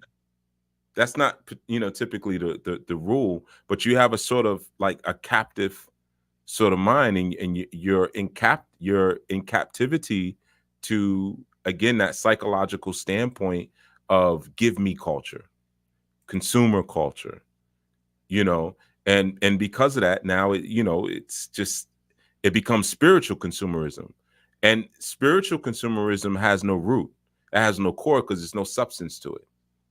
So you'll find that people who are like that, whether they're young people who are jaded, they have nothing to pull on, because anybody who comes around you like that, they what gets fueled is the spirit of rejection. You know, if you're really moving and you're moving with meaning and purpose in your life, that's the last type of person you want to be around. So what happens is the people who are searching for deeper meaning and truth are always rejecting you. So you're rejecting them because they're not giving you enough, and they're rejecting you because you ain't got enough, because at your core, you're empty. You know, consumption is what is in the middle of fire? Nothing. So, you know, as you have this sense of spiritual consumption about you, your actual core is hollow. There's nothing there. You know. It reminds me of that movie, Little Shop of Horrors. Mm-hmm. When this planet is trying to take and he's just sucking the life out of Seymour. But on Seymour's side, he's making all of these sacrifices because he's jaded and he thinks he's not getting the promotion that he should get or the girl that he should get. And he's looking at other people like, oh, he has what I want. And in order to get it, I basically, this plan is telling me I got to kill him and replace him, you know, and he has his doubts. Then he sees something he doesn't like, and he's like, you know what? Yeah, I am gonna kill him, you know, and I'm gonna really meticulously plan this person's death to feed him to the plan so that I can keep getting. But there's no root to it. It's just this hollow plan that's ultimately just using him to feed its own bottomless pit. You know, like parasites, like having parasites in your body. Yeah. So it is like a move out of that space. Well, because number one, you shouldn't be there if you are moving like you have spirit, right? And you should never be there.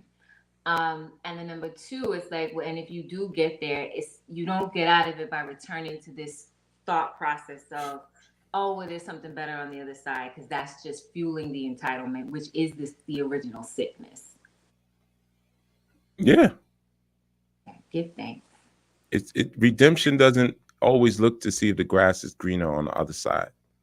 Okay. Redemption, when you're moving with a redemptive mindset, you like, whatever this is good. Watch. You know what I'm saying? And when that spirit of jadedness comes into you speaking to it as a spirit. How could I ever be jaded if everything I touch is gold? This doesn't make sense. You know what I'm saying? And if I'm bored, it's because I'm boring. Why am I boring? When what's supposed to be alive in my heart is dynamic. We are made of yin and yang. Yin is a subtle, quiet sort of power. It's an elusive power. In order to experience the power of yin, you got to shut up. You can never experience yin power when you're noisy, because it's the power you pull when you're quiet. But yang is dynamic and assertive. You know, so no matter what, you always got something happening. You always have something good that you can pull from. So man, yeah. I know Abba Ross said his hand is up. My hand was up too. You didn't see mine either. That's why I jumped on YouTube. And I'm only looking at YouTube. I'm so sorry. And that's right. Did a terrible job, because my hand was up for a very long time. Very long time. Sorry. And I'm not ignoring you, Aki Zach. I'm gonna read your comments. I don't see anybody on YouTube. I mean Clubhouse. Right, because you're looking at YouTube. Okay. Let me pull to refresh. Right. Wow. Yeah. Let's see. Okay. Look at all these people. Wow. Yeah. See. Exactly. I might as well just put my hand down at this point. I'm putting my hand down. Okay. I'm sorry, people. Give me 2 seconds. I'm going to just read Aki Zach's comments off because there's a lot. Go to the people who want to talk first, then come back to that. Okay, we'll come back to that. So I'm gonna ask. We do have a guest, so I'm gonna open the floor to the guest first, if you don't mind, Abaraz Kush. Ade, welcome to the space.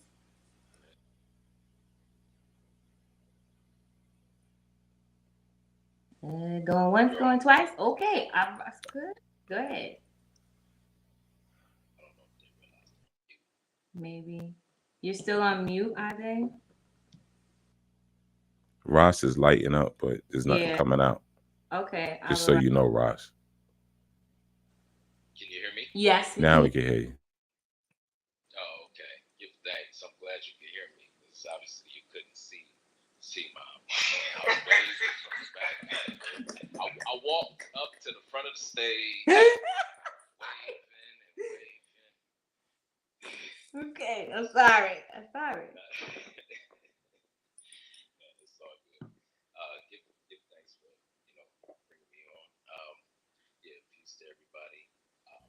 Yeah, Ross, you're super low too. By the way, your volume.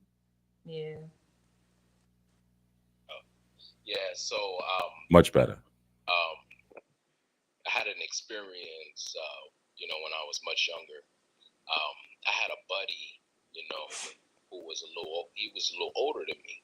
You know what I mean? And he had kind of gone through some experiences that that had him kind of a little down, you know. And we used to hang out. Some of the activities that we used to do together, weren't so positive. You know what I mean? We were, young, and what I mean, and we were, not making the best decisions and choices, right? But yeah, there. I noticed it's kind of like a spirit, you know. He would, there were some things that were kind of exciting, that were going on with me at the time, where I was, just kind of like, trying to, figure out my direction, you know what I mean, and figure out, so I was exploring different things, and he always kind of had like an opinion, you know what I mean, or like you should do it like this, or you should do it like that, and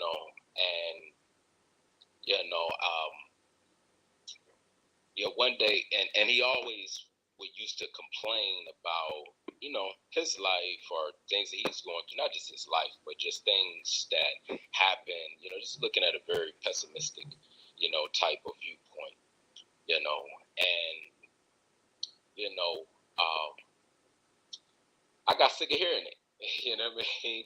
I got sick of like, trying to, you know, just trying to make, trying to say, look, look at it this way, or, whatever, you know. And so one day I just decided, I was like, you know what, I'm gonna just tell him, you know, I'm just gonna tell him, you know what I mean, tell him, what he's like, giving off, you know what I mean, because maybe nobody else, told him, or maybe he doesn't realize, I don't know.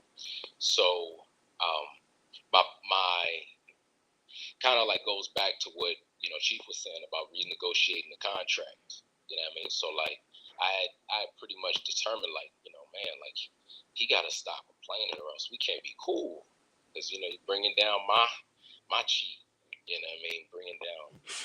Bringing me down with listening to all of this negativity. And so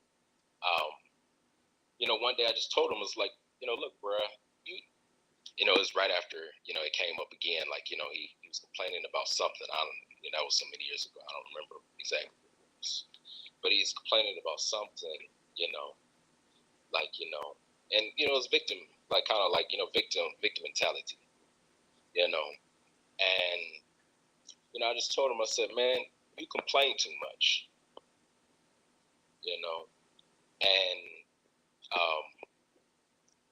I also noticed, like, with the opinions, that he would give in regards to,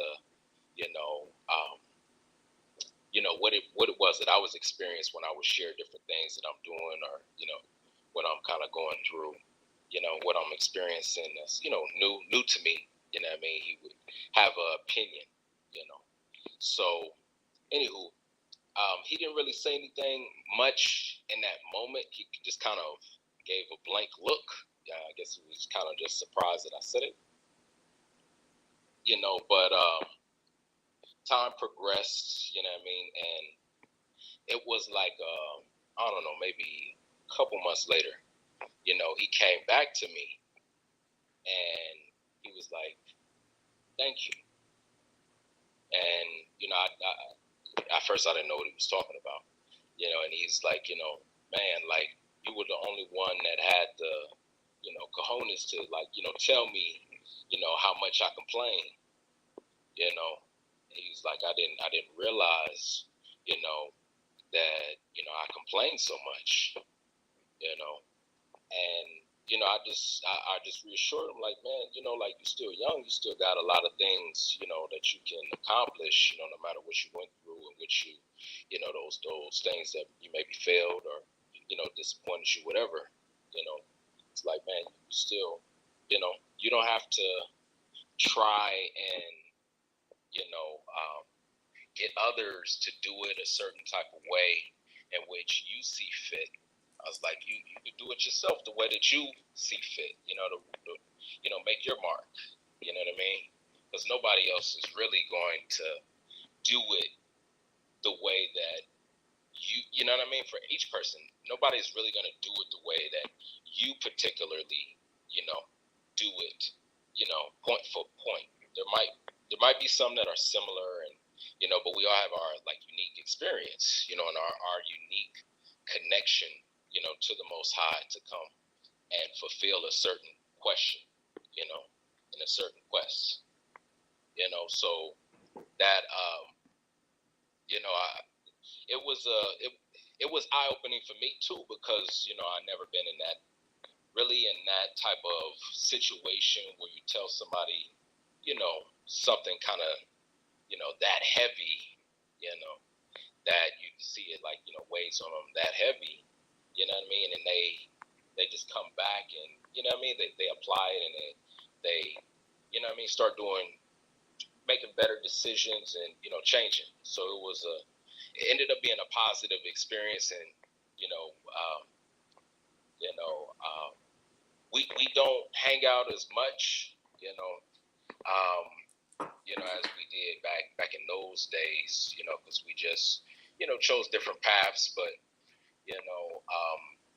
I think it's very easy, for, from what I've seen, to get into that space of, kind of like, ingratitude for what you have, like you neglect your own gifts and talents and abilities to, create and to manifest and, direct, energy, you know, when you are, paying attention to the thing like your failures, you know what I mean? Just the things that didn't go right, so, that was something that, I appreciate that experience and, kind of like look at it and apply it to even my own self to kind of make sure I don't get into that space where I'm just always complaining. Because I remember how I felt, looking at, you know what I mean? Looking at this person who's like, just pitiful and act like nothing can go right. It's almost depressing to look at, It's like your depression is, is rubbing off, like Chief was saying, like that disease, man. It's definitely contagious, Someone just being so negative, it affects, how you feel, you know what I mean? And, it's definitely a type of situation where you don't want to contract with those type of persons if they're not willing to change, if they're not willing to, step into the light and really look at, okay, what's really the problem? Like, why, why am I really, wanting my life to be like a rapper or, like this person on TV? Like, why do I, really worship or, though it might be secretly, secretly idolize, these persons I see on TV or in movies, etc. There's a programming, deeper than, I'm just not happy. There's definitely an impact, that the society has through, social programming, to make you feel insecure for their exploitation, So like your insecurity is, money in the next person's pocket, So, there's another person, I've met persons, and seen persons who like, rely on, those different spiritual, like tarot card readings and those different spiritual consultations, and, you have to peel it back. Like you got to go to the source and see like, okay, well, this is what you're doing. Where did you get it from? Where did you learn it from?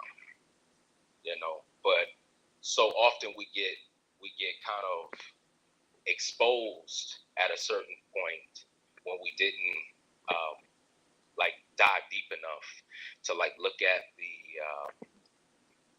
look at the source. You know what I mean? We get into like this mentality of like instant gratification, right? Well, we just want to be cured now. You know what I mean? So after process, like just sell me something to feel better. Just give it to me now. So I could feel better, and so that I can just be happy, and so I could just be successful. Just give me the pack, just give me the pill, just give me the bottle, whatever. Sell me something that's gonna grant that success and happiness and that internal fulfillment, that I'm at a loss for, and then I'm yearning for, So I think it's very important, very very important for us to really, fill ourselves with, that, with the source energy. You know what I mean? And really appreciate the process. And as they always say, when one door closed, many more open. And that's not always true.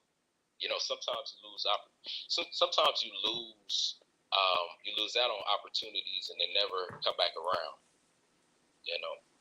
So just being in the moment and being present, and being prepared, for those opportunities rather than, taking advantage of those opportunities, or, just having that ingratitude, it could really, when you look back at it, it could really, really hurt and really, really affect, your lifetime potential. You know what I mean? Like what you can actually, manifest, longevity wise, by focusing on just the right here, right now, how I feel, and, allowing that to make your determination, for such, important, impactful decisions. So, give thanks. I just wanted to share that. Mm-hmm. Give thanks. Abaras Kush. I think we lost Ade. Maybe it was a mistake. Anyways, moving on. Staying in the present. I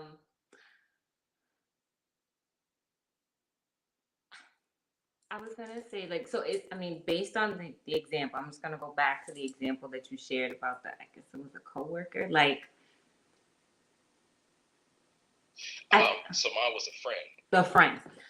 I think, like, I guess in the situation, he was like the jaded one, and you were in kind of like I don't know if in danger is the right word. I want to be respectful, like of kind of taking on that spirit. That's kind of what I was, and maybe I'm simplifying it too much. Sorry if I did that.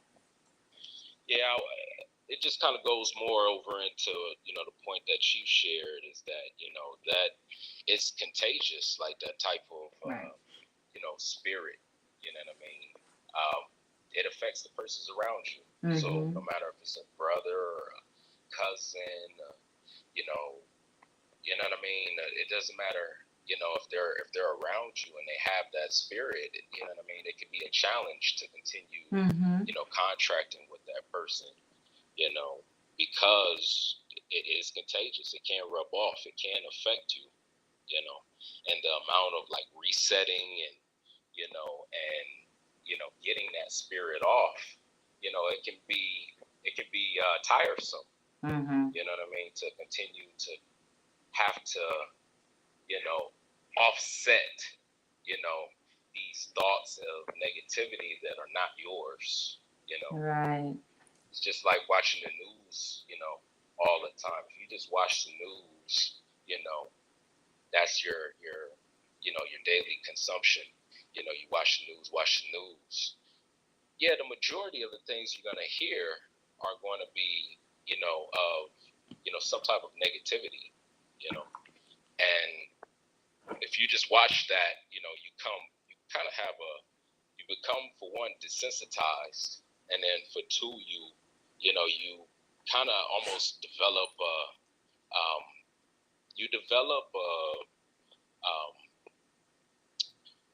what would we call that?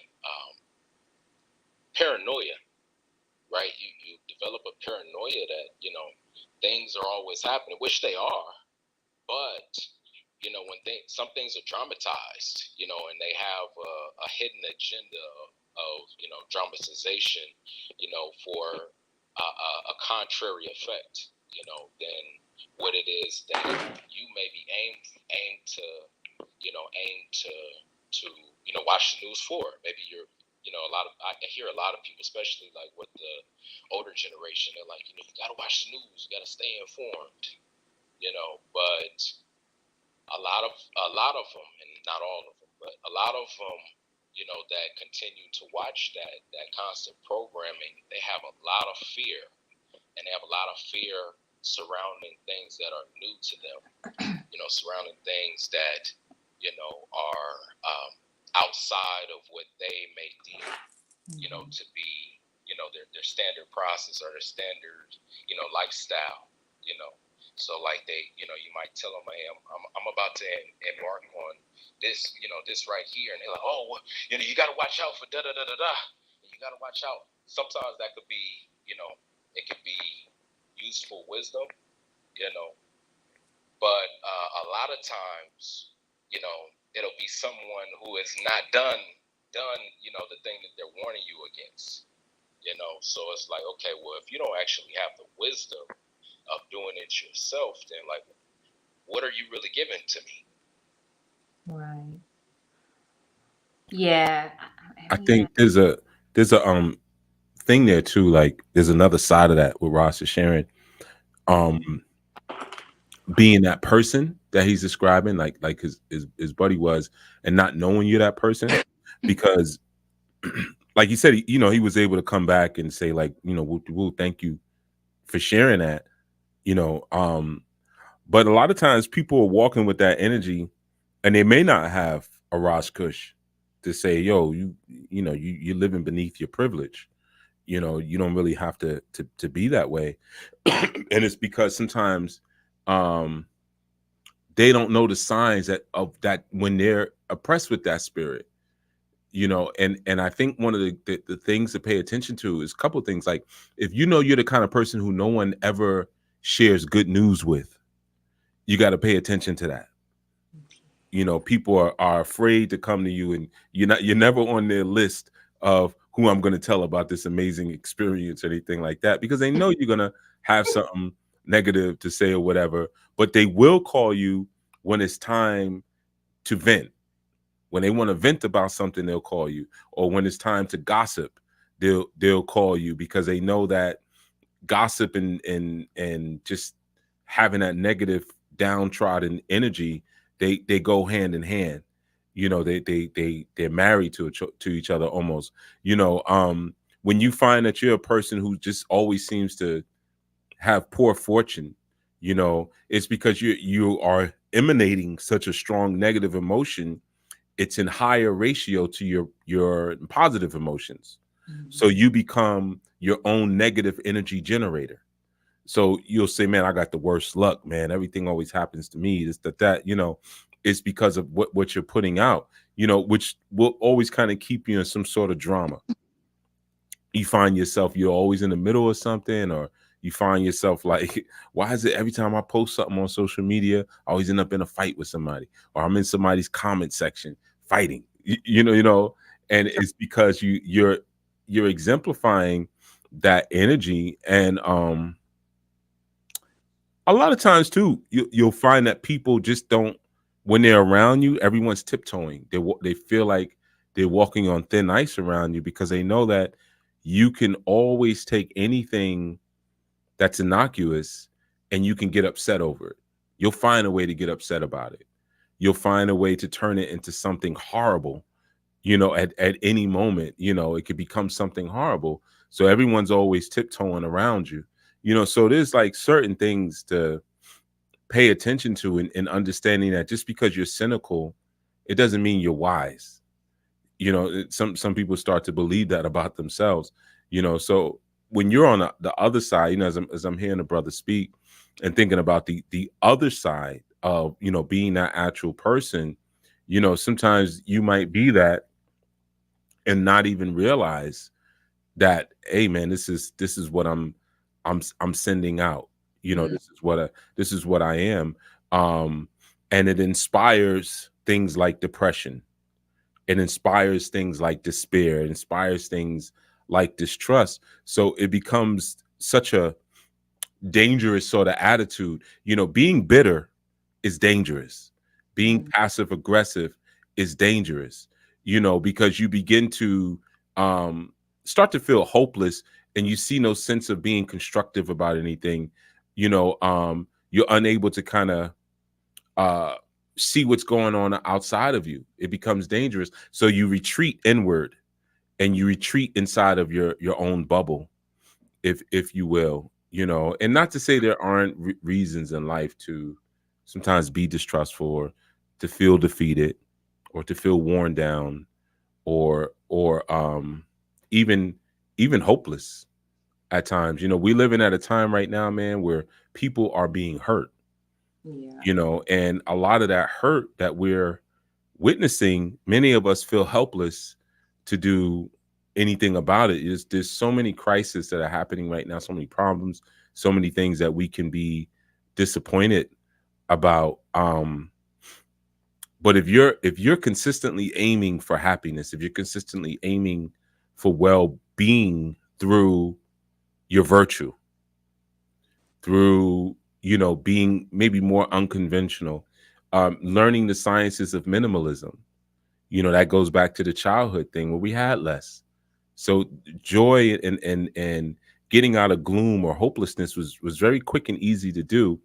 And our happiness a lot of times came from our ascetic lifestyle. You know, we weren't so targeted towards the luxuries or the pleasures or accumulating, you know, all of these things in the world. Like Abaraz said, like, yeah, you looking at rappers and things like that, and trying to emulate that lifestyle instead of a more virtuous philosophy. It accommodates negativity. It creates a cradle for it because you're not practicing mindfulness. You know, you're not even emulating positive people and distancing yourself from those who are cynical or those who are disappointed in life and things like that. So I think it's important for us sometimes to kind of do that self check too, to like, am I that person? You know, yes, I was built to fight injustice in the universe and to care for people and to work for a better existence. And that may mean that I may see things, but I don't have to be full blown depressed, full blown unhappy, bitter, or isolated, you know, because I can't care for people. I can't rebalance imbalances. I can't create a better world if I am that way. I can't stop climate change or whatever the heck they lying about today. You know, um, hey, I'm already halfway canceled. You know what I mean? I'm already halfway. Shoot, this channel, this channel can't get over 500 subscribers. I was watching the other day. It got up to 501, and they sent a little congratulatory message. And I'm just looking at the channel, and within that same day, it just dropped to 497. Yeah, it did. I said, "What the heck?" I said, "I'm dropping hot fire here, so I know ain't nobody unsubscribing. This is hot fire here. Come on now, I'm talking about aliens, and come on now, I'm bringing it. Ain't nobody freaking unsubscribe. This is some BS. They done already low key canceled it. I'm like, come on, man, knock it off. I see what you're doing. I see you. I see you. So yeah, man, I ain't worried about that, man. That's the thing. When you flying close to the ground, you ain't gotta worry about falling. You ain't got far to fall. We talk about what we want. Exactly. You know, so I see what they doing. I ain't stupid. Come on, man. All this hot fire content. We dropping all these good thumbnails, all these good video titles. Yeah. You know, come on now. I know what this is. They're trying to keep it down. Hey, you know they got a gay Bible? Huh? Yeah, if I talk about that, but the descriptions go up. That's yeah. He's like, you don't say. But I was talking to my brother last night. He was telling me, he was like, yeah, there's a gay Bible. And he was telling me about somebody tried to get him to go to this church where it was two dudes, pastor. I guess they were married or whatever. Two guys, pastor. But the one guy was the pastor, and the other guy was called the first gentleman, I believe. Because you know how they say like the first lady of the church? Yeah, he was the first gentleman. And so we were talking about it. He was like, yeah, and you know, there's a gay Bible now. So who wrote that, Jerome? I don't know. Probably Twan. I'm pretty sure his name wasn't Jerome. Twan. Antoine. Preface written by RuPaul. You know, but I don't know. But yeah, so I was like, so what is it? Because he looked through it. I was like, yo, so what is it like? It's like, I don't know. You know what I'm saying? Like, did they change? Like, so he was like, the way it is that the stories are the same, but the sin, he said he knew I was going to say Twan, but that's the only name I really know in that world. It's just Twan. And if it's a girl, it's Pat. But you know what I'm saying? But so what they did with the book was they changed where, so he was saying like the stories are the same, but what they highlight as being the sin, they changed it. You can't do, I guess you do it. You do whatever you feel like doing. Do whatever you want. Jerome did what he wanted. All right. So we Twan.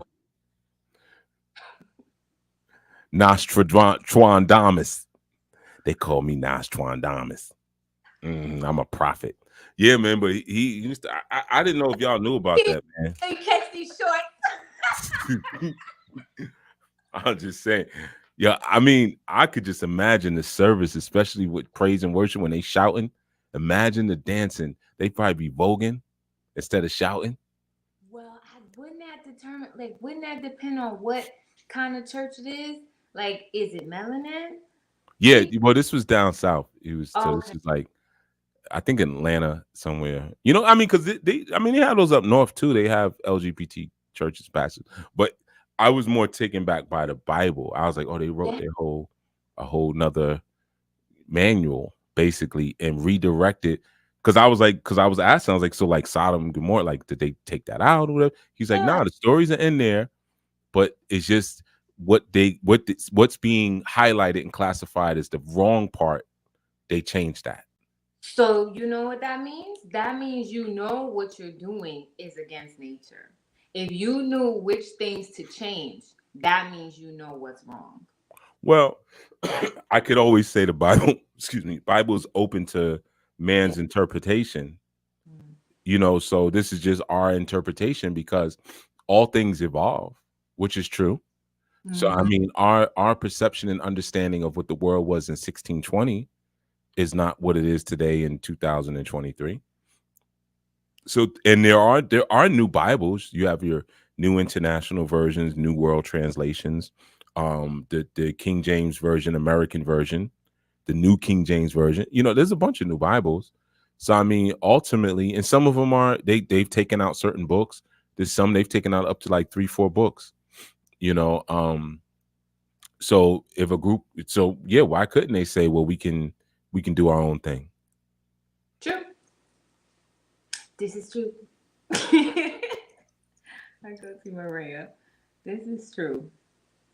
It's open to interpretation. So the book of Leviticus is just full of glitter now. It must be. It'll be glitter. You take you get baptized in glitter and confetti. Yeah. Imagine the lights. You know what I'm saying? The lights when they be doom, and all the music go like that. Doom. Yo, what do the pastors be wearing under their robes? Say, what's that over there? You don't go in there. What if your pastor came in with roller skates on under his robe? The return to wonder. I guess we will be wondering. Yeah. Now this is cancel area. We wondering. We wonder. I'm staring at the subscriber number right now. I'm waiting for To drop down to 100, then 50, then 20, then you might as well just shut it down. Yeah, just go over to Twitter.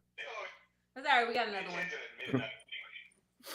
But, yeah, I just think it's interesting because, I mean, at the end of the day, to me, it's not really that big a deal, to be honest with you. I mean, we were just talking about it, and it was just interesting to me, just only because I had not heard of it.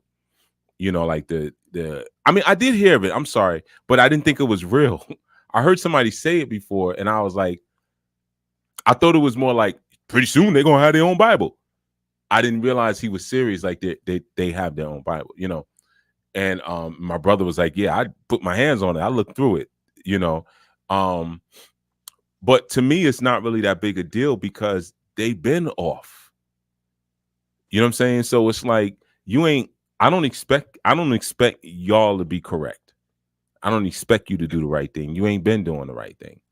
You know what I'm saying? So it's very easy to slip certain things in because you're not righteous. You're not living by the book. You making up doctrine, and things like that. So those environments been making up doctrine for years now. You got people calling themselves apostles. And we all know that Paul was the last apostle. So, and some of the dudes I like Geno Jennings, the apostle Geno Jennings. You know what I'm saying? But it's like, yeah, I mean, you don't know because you don't need to know because I don't expose y'all to things that y'all don't need to be exposed to. But the thing, what I'm saying is that they've been off for a long time now. So this to me is no big deal, really, for them. This makes sense. The fact that you call yourself something that was a derogatory term is off. You know what I'm saying? I don't call this the NIGGA assembly. You know what I'm saying? Like, so the fact that you're even referring to yourself as something like that word, extens, is you're already doing something wrong. But the scriptures speak about in those last days when there will be those who come and they appear as ministers, they appear as believers, and they're not. They have a different agenda. So, people right now are creating the appearance, and it has to be that because we're separating wheat from tares. I mean, as much as I talk about some of the things that have come forth because of even Kanye West and stuff like that, if his money wasn't messed up, would he have said anything? You know what I'm saying? The same thing we talk about when Michael Jackson came out. I was like, these people are devils. They were devils once they started giving you problems. Right. If we want to really keep it a buck. You know what I'm saying? So at the end of the day, these are not righteous people. Everybody gets up with a cross. Everybody says, I want to thank my Lord and Savior and all of that. You watch these reality shows. Everybody goes to church, but they're dressed like harlots. Everybody's having premarital sex. Everybody's drinking liquor. Everybody's fighting in the club. But you got to give it up to the big man upstairs too at the same time. You know what I'm saying? So at the end of the day, these are all heathens as far as I'm concerned. So if you have a book like that and you decide you and your boyfriend want to start a church, hey, why not, man? You'll probably do more good than these other fools. And the reason I say that is because in that community, you have really high suicide rates. So you'll probably get some of these young people in here who are confused. They're going to end up more confused, but at least they're going to feel some sense of love and some sense of connectedness, even in your crazy behind environment. You know what I mean? As opposed to these other spots where it's just all wrong. From the rooter to the tutor, it's all wrong. You know what I'm saying? So I don't expect no better out of them. I know how they are.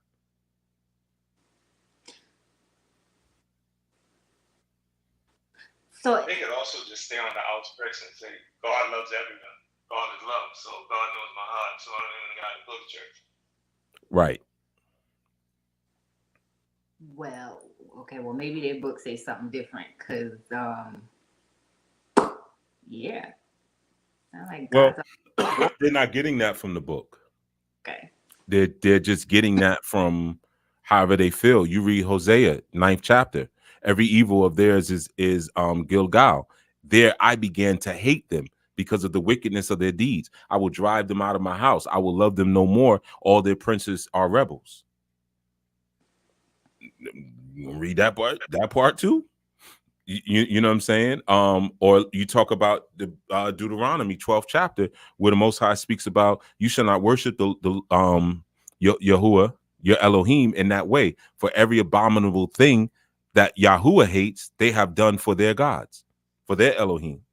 So Yahuwah hates certain things. Freaking Leviticus, the 20th chapter. When Yahweh was speaking to Moses, and he said, say to the people of Yisrael, any of these people of Yisrael, of the strangers who sojourn in Israel, who gives any of his children to Molech, shall be put to death. So he's saying right there, like, I'm not with all this sexual perversion, because that's what Molech and Ishtar was about. It wasn't just sacrificing the children, but it was also the temple prostitution. He's like, I'm not with everything y'all feel like y'all want to do. You know, you read in Proverbs 6th chapter, the 6 things that Yahuwah hates, that are an abomination to them. No, it's not 6, it's 7 things. Haughty eyes, a lying tongue, hands that shed innocent blood, a heart that comes up with wicked plans, and feet that make haste to run to evil, and a false witness who breathes out lies. You know, so there are some things. I mean, Psalms 5:5 says you hate all evildoers. There are some things that are cool, and there are some things that are not cool. So when they say things like that, well, God is a God of love. Like, shut up. You lying. You just making up stuff. You know, you're twisting doctrine to do whatever you want to do. And that was prophesied too, that there'll come a time when people will do that too. You are coming up with your own teachings, and that's cool. Do that. Have fun. Have at it. Because at the end of the day, there's a root to everything. It's very easy to come up with your own false doctrine when you're sitting inside of a false environment. It's all fake. So even when you stand up and try to fix some of it, you got to tear the whole freaking thing down for it to be right. Let's start with taking these crosses off the ceiling, because a cross ain't nothing but a black cube. That's why when you look at certain groups of people, they tie that black cube on their forehead and they pray with it. Certain groups of people, they kind of Jayish, you see, and people have never realized that cube, that black cube on their forehead, is actually a cross. When you unfold that cube, you get a cross. This ain't got nothing to do with nothing that's supposed to be. You see, these are just more people emulating something and doing it in the wrong way. There's a reason why many of your first popes were melanin dominant, because they were teaching them how to be this thing. That's how that started. They were teaching them. You see, so how to be an e-bear. So, like, one could say that kind of behavior is like jaded. Like, you know, I've experienced so much of this, but now I want more. So that it's going to that. I'm gonna change it up because I'm bored of this now. Nah, because you never was in it to be bored of it. You know how many people I speak to, right? And the work that I do and the counseling work that I do, they start listening to me. Wow, Chief, man, I really love your teachings, the way you break it down, because I went to church before and I didn't learn anything. They weren't teaching anything. And a lot of times I tell them, no, they were teaching, you weren't listening. Yeah. They were teaching, and I'm not an advocate of church by any means, but I can go anywhere and learn something. Yeah. You know what I'm saying? You were not listening. And I promise you, when I start to institute some of the same rules that they have for you, you're going to leave and say the same thing about me. Oh my God, we talked about this in the room. Yeah. You know what I'm saying? So people was like, I don't want this no more. They was like, we want to talk about the Orisha. Soon as it, like, I knew Wade came out and talking about law and keeping right. habits. You need to be dressing and eating. I'm out. You know what I'm saying? Because this is what it is. People don't have love in their heart. You talk about love. People don't have love. That's the problem. You see, they've been robbed and tricked out of their ability to love. That's why when they come into these environments, they're expecting melanin rich people expecting to see all melanin rich people. And I have that right in the beginning of our new way. This ain't a black thing, so don't come in here. Yeah, I'm Mr. Black Power, been back and forth to Africa all my life and all that stuff like that, RBG'd out. But I do have relationships with other people of other groups, and I'm not scared to say the truth. You see, I would tell you, yeah, man, your people did some funny stuff, man. You need to go talk to your grandfather. I don't have a problem having those conversations. But I could also look at a movie like The Woman King and say, this is a movie about enslavers. They're glorifying enslavers. Yeah. Dark, pretty, buffed up, oiled up enslavers. Yeah. So what it is they don't have love in their heart. So what happens is that people, they get wrapped up in, they want to learn more. I want more teaching. Chief, break this down, break that down, break that down, break that down. But here's this. This is what Yeshua told Nicodemus. You must be born again. Let's break that one down. Let's break that down. Because that's more important than all of this teaching. Where is your heart, player? Because if your heart isn't in the right place, all this teaching, all it does is it makes you arrogant. Because you don't have the spirit active inside of you. You don't have the spirit of the Most High in your heart. So therefore, you have no love inside of you. So yeah, you know a bunch of stuff. You could break this down. I could break that down. And I got my fringes on. And let me tell you this law. And let me tell you that law. So what? You ain't got no love in your heart because you were never born again. You never went through a mikveh. A mikveh is that spiritual, ritualistic bath where you are renewed. You are a new person. You are a cleaned, new person. Shoot, even after a woman's menses, 7 days after her menses, she got to take a mikveh. You see what I'm saying? So, and let's look at the science of that. You know why? You know why that's so important? Because when you look at the word mikveh, you know the first letter begins with the letter mem. You would say M, but it begins with the letter mem. Mem is spelled mem yod mem. What does that tell you? And what does mem represent? Mem is water, right? So mem yod mem. What's in the middle of that? Yod. What is yod? The Most High. The wisdom of the Most High. So what is the language saying? Why do we always consider water to be wisdom? Wisdom of the water, wisdom of the water. Because the Most High is inside of it. It's right in the word. Mem yod mem. The hand of the Most High is sandwiched inside of 2 molecules of water, of mem.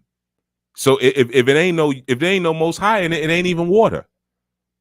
You see, so when you talk about giving somebody the living water, giving them that water that they will thirst no more once they receive it, it's because you're giving them the spirit of the Most High sandwiched inside of this thing that's bringing them life. But the life is because of what? Because you have now brought the Creator into your heart. So all the laws and the rules don't mean nothing if you ain't drank the water. And most of these cats ain't drank the water. That's what I'm saying. You could go into these churches and you can riff and build, and they ain't drank the water. They drank the Kool-Aid, but they ain't drank the water. You see what I'm saying? So they don't have that yod, which is the unseen hand of the Most High. They don't have that active inside of their 75% of what they're made of. You see, it's not within them. So all them laws ain't got nothing to do with nothing. So they come into the church. Yeah, I was in there and I read the Bible. I read the Bible twice. Yeah, but were you ever born again? Yeah, I was baptized. No, player. Were you born again?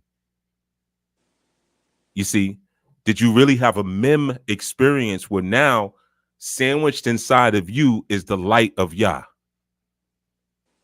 If you don't have that, then you wasn't born again. You still the same cat you was before. That's why you saying the same stupid stuff that you were saying yesterday. You see. And then it means then the word is dead inside of you. Because if we come here like that, well, not everyone, but those who are children of Israel, or they are the children of Yahuwah. We're born with that inside of us. The law is already inside of us, and it's this down here, all this muck and mire that dulls it out. So it's like we all have to be born again. We all have to be dunked under the water in order to revive it almost. Not all of us. Everybody ain't got the same issue. Everybody ain't got the same issue. Hey, for any of us with children, I could tell you because my oldest son gets this a lot from me. You the oldest. I expect better from you.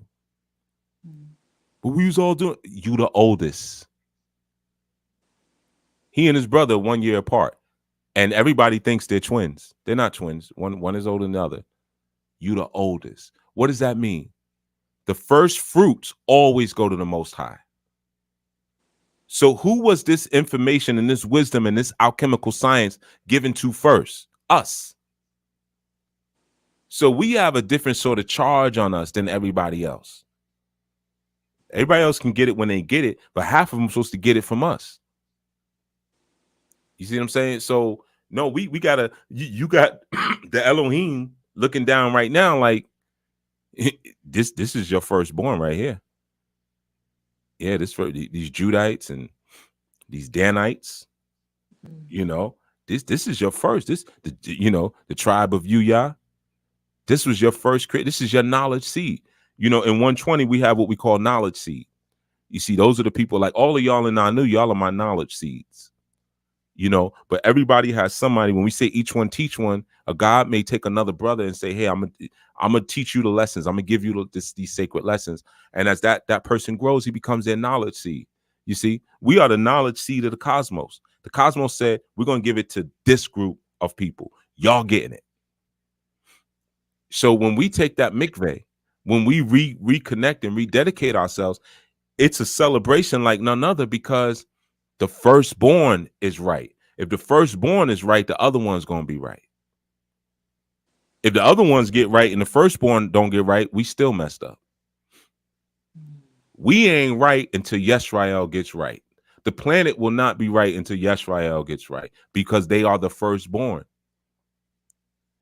There's always a separation between the firstborn and everybody else. Just like there's a separation between Yaqub and Esau. There's always a separation. So I don't care. These fools in church, man, I ain't worried about them.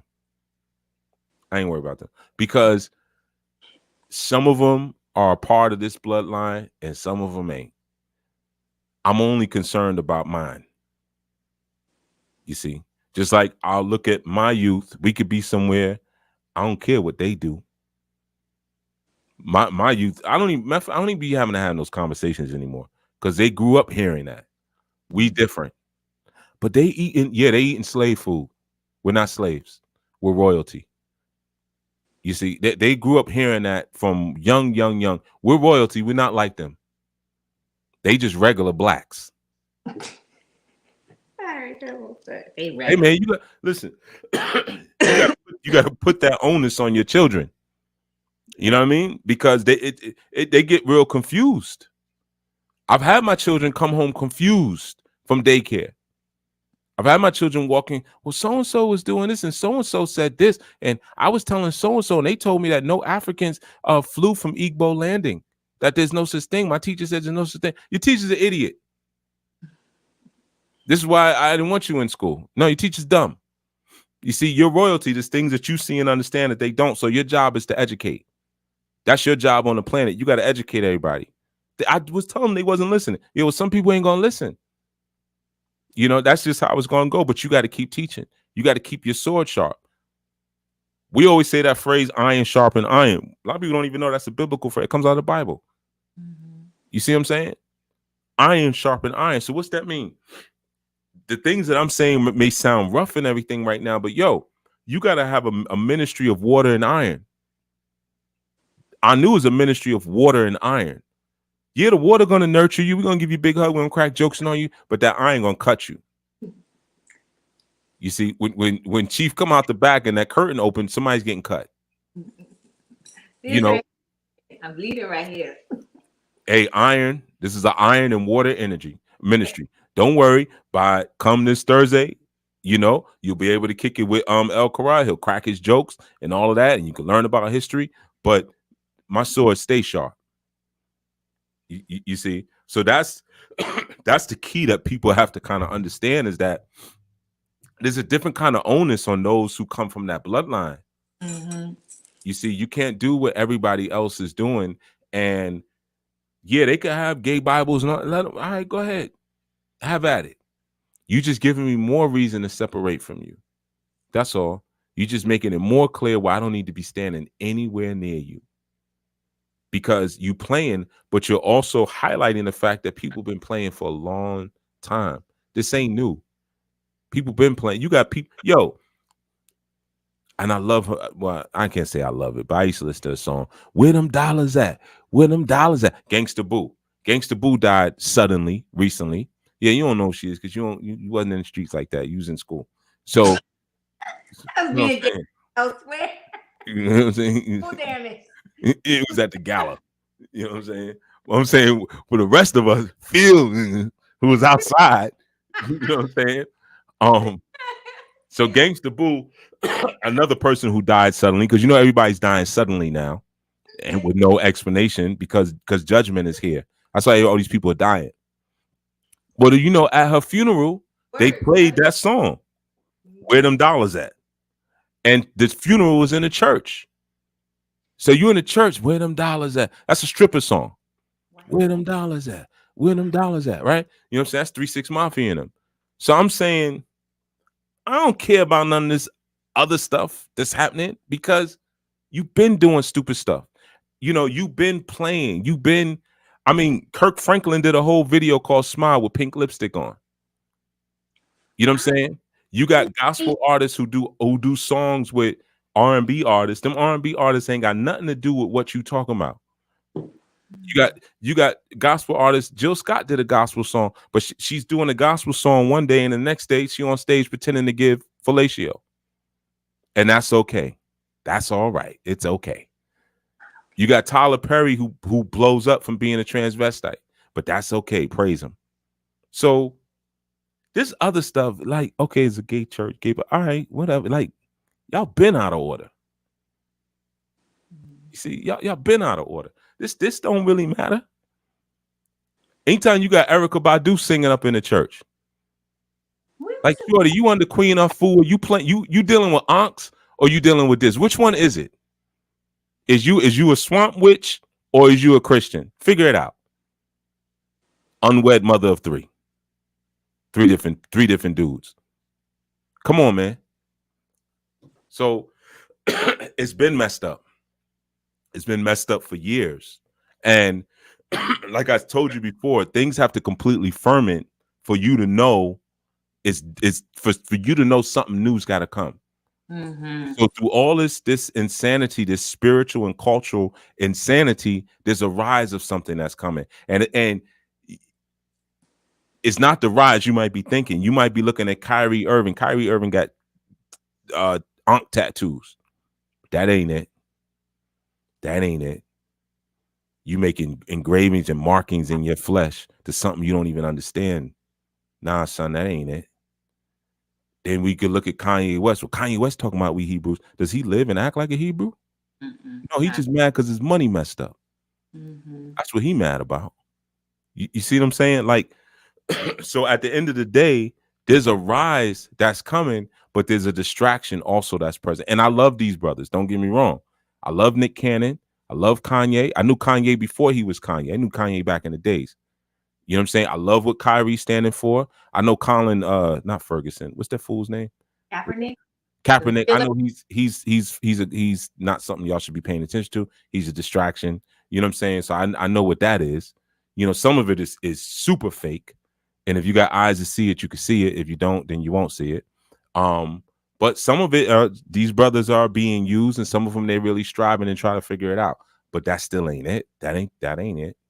And we got to be honest about when it ain't it, and stop being so desperate for something that we're naming things. Yeah, that's it right there. That's my brother. No, you know what I'm saying? We can stand on. Nah, that it's close, but like when the Cosby Show came out, close but no cigar. You getting there though?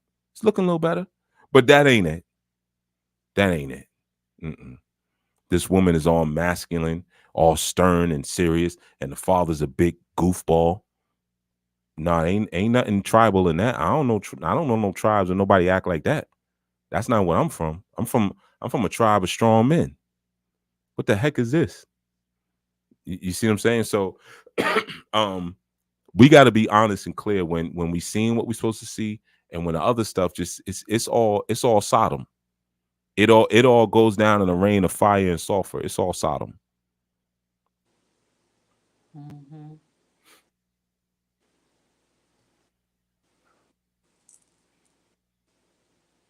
Give thanks. I just realized I'm like, okay, I see where I was skipping over. I see it. It's like, yeah, get back to the redemptive spirit, get back to the wonder, but acknowledge you shouldn't even be in that space in the first place. Because then also being in that space is what opens us up to everything you just talked about. It opens us up to these funny Bibles and these funny churches. It opens us up to this is your time and this is your spirit, and opens us up to all those things that are missing the mark. You shouldn't even want to see it. That stuff is so vexing to my spirit. I can't even look at it longer than 3 seconds. I can't look at none of these. You got these soft pastors on pulpits now with muscle shirts on and braids. Really? I can't look at that. Man, I can't look at that, man. I Or don't. these females screaming Juanita Bynums, and they up there screaming and acting a fool. And that ain't got nothing to do with my lifestyle. I'd rather sit somewhere and watch a freaking flower unfold. I find that far more interesting. You see, so when you are following the ancient and tribal ways, then the other stuff will not register. It's just not a part of my being. You know what I'm saying? It's like you could take a Hasidic Jew in Brooklyn and put a rap video in front of him, put some drill music in front of a Hasidic rabbi. He's not going to be like, oh, this is a problem. He's going to be like, I don't know. This got nothing to do with me or my people. I don't relate on any level. This is not even a threat. It got nothing to do with us. Drill music. Oh, they killing each other in Chicago. Oi. You know, that's it. Oi, bae. Got nothing to do with me. Got nothing to do with me. Oi, bae. You know what I'm saying? And that's the point we got to get to, but we still falling for that skin is kin idea. You know, these Negroes in church wearing bow ties with S curl in their hair and dancing and stuff and screaming all loud like they girls. I ain't got nothing to do with me. I don't care nothing about them. You know, now yeah, I have love in my heart, you know, where it's like I affirm that you come back home at some point. You know what I'm saying? But I recognize my karma and I recognize your karma. It ain't the same. You earning your own destination.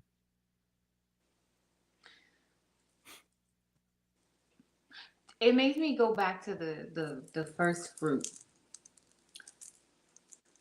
So then, because and maybe this is the wrong way of thinking about it. I'm just thinking of like how many in our new right, our first fruits, like firstborns, and they've gone back to the Most High, right?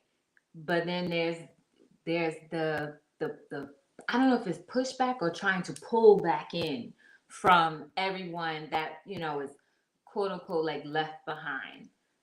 So then it's like there's not necessarily this um acknowledgement of your firstborn belongs to the Most High, and they actually went to find it.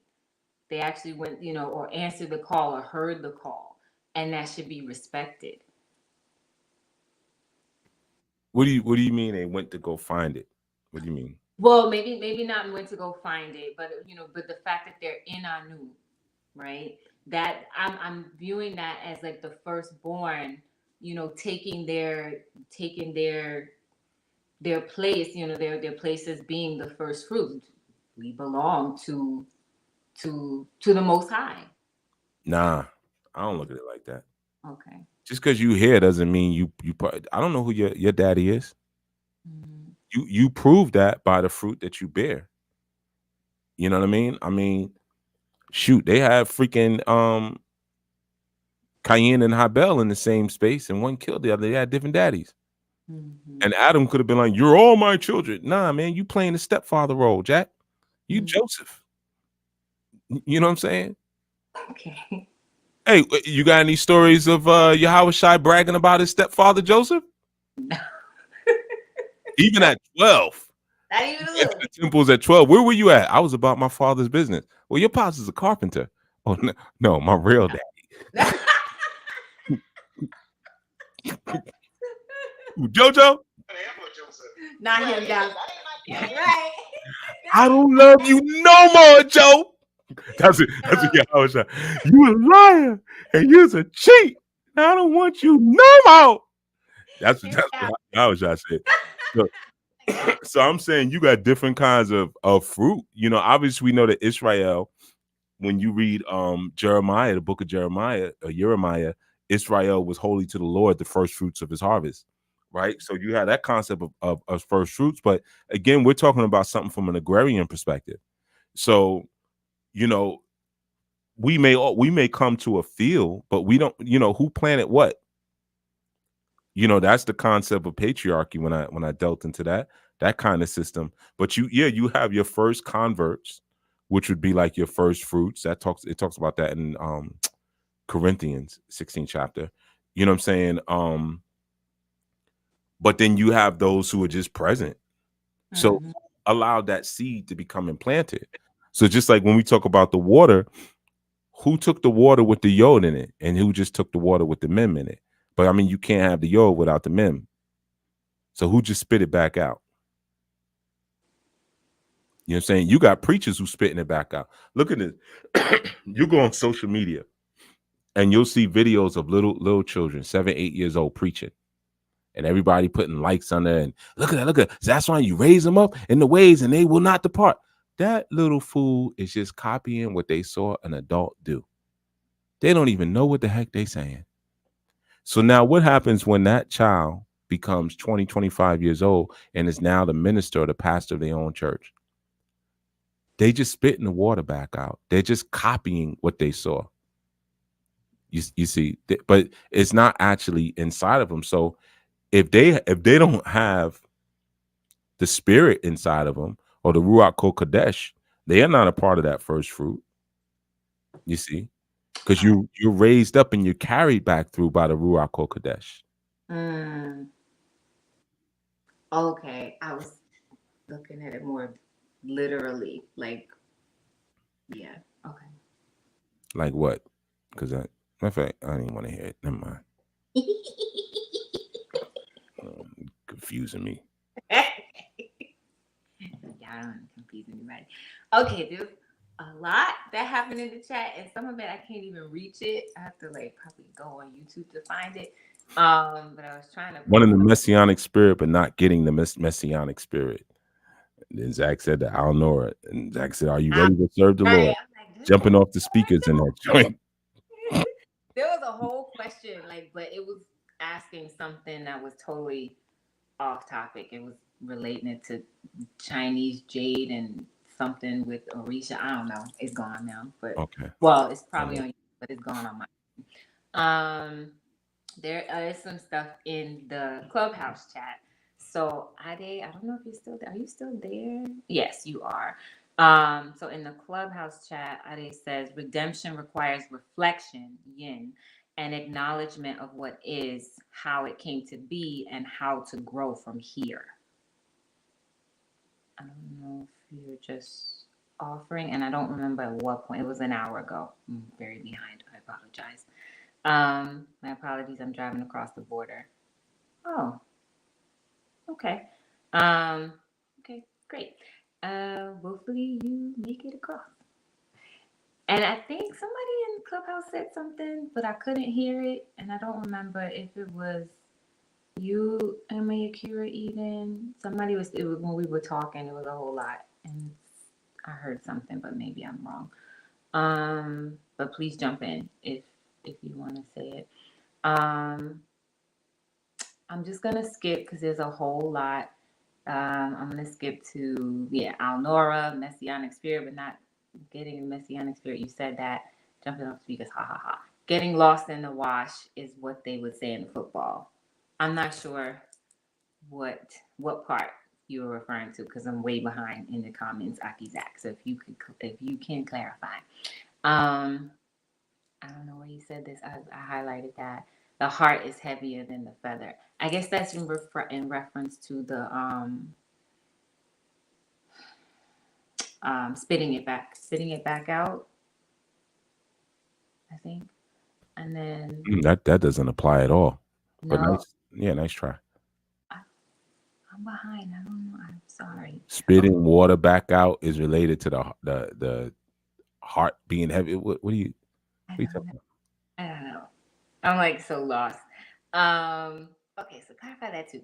What border Taco Bell drive-through don't count Big Dog? What? What? What? I'm so. Please clarify.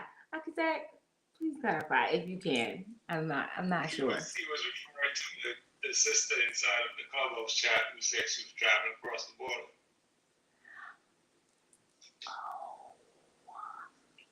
Say, oh Lord.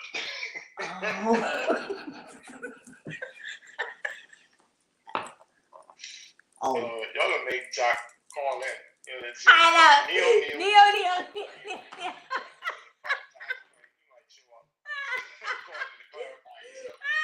I'm sorry. I'm like, what? I almost said Neo.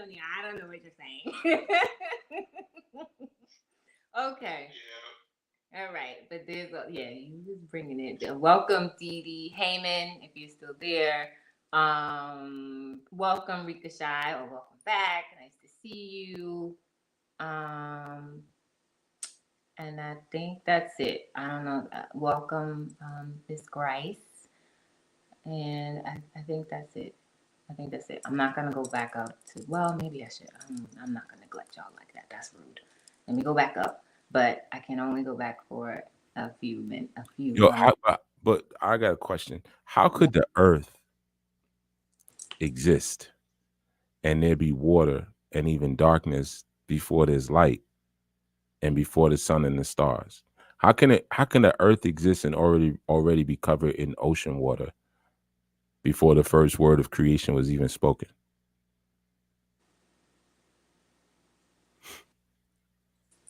Because this was not the first creation. Yeah, but so you mean somebody just created a bunch of water? That's kind of in darkness. Like what is that? Perhaps it would connect with what you just said about Mem, like the Yod, the Most High, wouldn't be present where there is no water, or that has to be there first. I need some more definitive answers. I'm getting questions. I think it has to do with the water. The water. First. Well, the Hebrew word that was used to describe the planet was tohu wa bohu. To incubate the Most High. Yes. Or what the Most High. So the Most High. So you saying the Most High was incubated inside of chaos? What do you think? He said, good answer. Yeah, right. So that's an inside joke, right? So we play Family Feud in the family of I knew. So thank you for the good answer. I've been since you just throwing out random answers. How does it feel like? Because I'm saying the word that was used to describe the planet in Hebrew was tohu wa bohu. That described a chaos in an empty wasteland. Mm-hmm. So is it possible that when we hear about let us create the heavens and earth and all that this was after an extinction level event already occurred? So we're talking about a post cataclysm, kind of space where everything is flooded and shrouded in soot and dust and smoke. Yeah, they got flooded out so we can start anew. Yeah, that's possible. Mm-hmm. And that's why maybe there was cities underwater and stuff already? Probably. Scrap this. We got to start again. Do over. Just curious. I thought maybe somebody have an answer for me. No. No, we not ask your questions, Alexandra. We were asked the question. So yeah. Akizak said Are you jaded though when you begin to see the patterns of people and speak to them? His answer. They had to dilute the mistake. Good answer. So what you saying is that what we see in Bereshith 1 is that if a superior species landed on the planet to help, maybe they landed to help humans to bounce back after that global catastrophe. And the first primordial step would have been to separate the salt water from the fresh water for drinking and for agricultural purposes, and to clear the atmosphere to allow the sun to drive all the natural forces that fuel life on Earth. You saying that might have been it? No, but okay, that's not what I was saying. Well, okay, I was thinking more, not that they came to help, but like they themselves, like this was their lab, and it was like, no, this is the wrong one. We don't like how this experiment turned out. But maybe an experiment. Maybe it wasn't an experiment. You know, there was a comet that hit the planet, right? So perhaps after that comet, it was the comet. What was it? Clovis. And it was a comet that this happened like well, excuse me. They found evidence of it that dated back like 13,000 years, right? And they saw that there was an instant kind of evacuation that went like 2 miles deep into the ice shelf that covered North America, and like most of what we consider to be Northern Europe. And it was because there was an impact by a force that it was pretty much catastrophic that came in, and it flooded everything. It flooded entire cities. It was around like, I think 75% of North America was obliterated by this impact. They did a movie that was similar to it called The Day After, back in the days. No, The Day After Tomorrow. That was the name of it. And it was about everything freezing over in North America. It was a ELE, or what we call an extension level event. But even when you read Genesis 6-9, you read Genesis 11, it speaks about a deluge or an extinction of culture, if you will. Like, so it has happened, but scientifically we know that there was an ice age. Yeah. You know, and there was, but the ice age happened because of flash freezing. It was instant.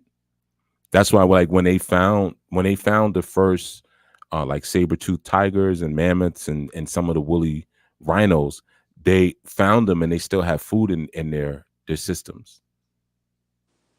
So they had food, that they had undigested food still in their bodies. So this freezing, it happened instantly.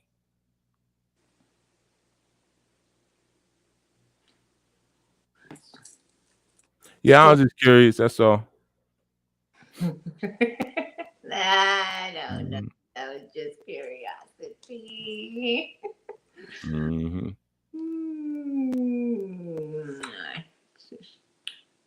Set up for something else to be determined. I don't know. Anybody else? Nope, they don't know either. I take the silence as I don't know. Zach said there were 7 Ice Age movies. Oh wait, weird. I picked the wrong one. What did he say? Oh, Top Tier said there was a flood. Zach said that's exactly what we were trying to say. Yes, what he said. That's what he said. Yep. Water. Melancholia from out movie list from the. Oh, you taking a movie list? I think there have been 7 ice ages to date. I don't know what he said.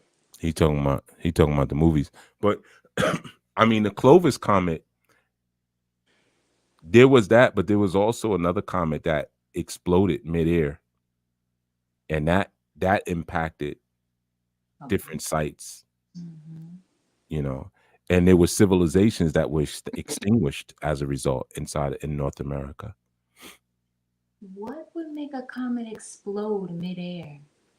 Right. That's Star Wars interesting. stuff. Like exploded midair. Yeah. Like, cause it. Go ahead. Sorry. No. I'm wondering if you're gonna say what I'm thinking. I was thinking, like, is it the cold of space? I mean, I don't know if it's cold in space, and then hitting the heat of the atmosphere, and then what would make it come? Was it actually a comet, or was it something else? It was a spaceship that was having engine failure. Was it something else? Right. Was it something else? That's all I'm gonna say. Was it something else? Can you say what? Can you say more? Can you say more? Can I say more? Mm-hmm. Exactly. Yeah.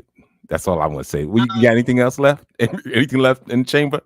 Right. Was it something else? No. Well, there's the idea that it could have been a spaceship. You just said that, Yaffe. I'm just wondering if we know that there were wars happening, even with sky people, could it have been just kind of collateral damage? Could have been a firefight. Warring. I'm sorry? You saying like could it have been a firefight? A dog fight in the air? Right.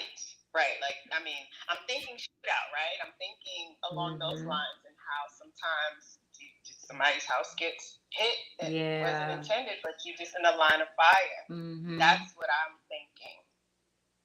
Oops. Well, we know a comet doesn't just spontaneously combust. Maybe that's all we could recognize it as having been at that time, but it wasn't. Well, they actually, not they. His name, the guy by the name of Richard Firestone. I don't like to say they too much. He was a researcher with Berkeley, on the Berkeley National Laboratory, and what he found was that like when they found that there were these these micro-sized balls of metal and diamond that were in layers of sediment, and that sediment dated like 13,000 years ago. So because of that metal and that diamond they found, that's how they realized that something exploded, or like the comet exploded mid-air, if you will, and it impacted various sites. Like it spread out because they found these pieces of metal and diamond that were all over the place. What was always interesting, at that same time that happened, there was 36 species that went extinct. That was I don't know all of them, but I know the mastodon went extinct, the woolly mammoth, saber-tooth tiger, and the woolly rhinoceros off the top. But they went extinct at the same time that this thing happened and exploded in the air and then spread all over the place. But then I wonder, like, that makes me wonder, like, all these species went extinct, so this thing just exploded. Everybody was outside. So no, look at it like this. Okay, so years ago they found in Turkey, they found this maze of underground tunnels, and they found tunnels that stretched from Scotland all the way to Turkey, underground tunnels.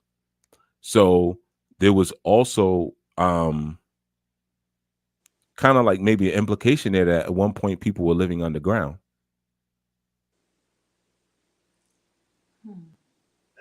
Because maybe the conditions on the planet's surface were uninhabitable.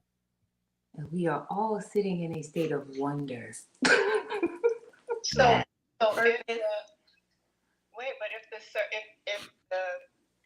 if there were others living under the surface, and based on the recount, the only things that were made extinct were these very huge, right, animals.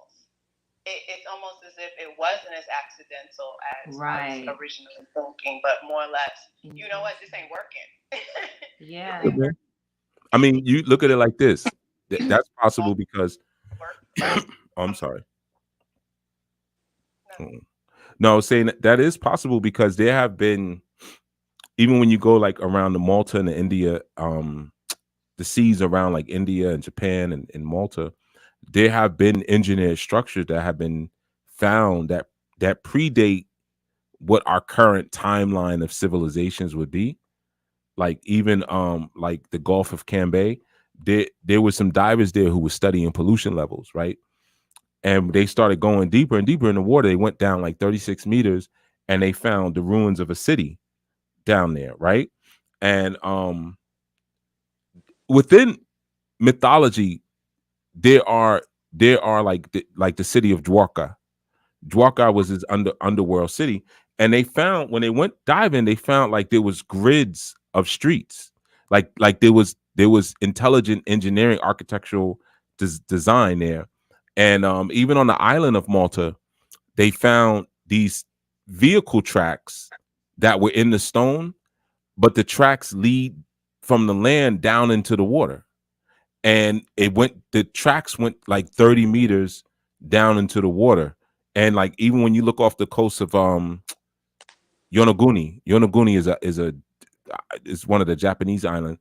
There's like pathways and there's pillars and stuff. So it's like, and they found that most of these structures were like made over 12,000 years ago.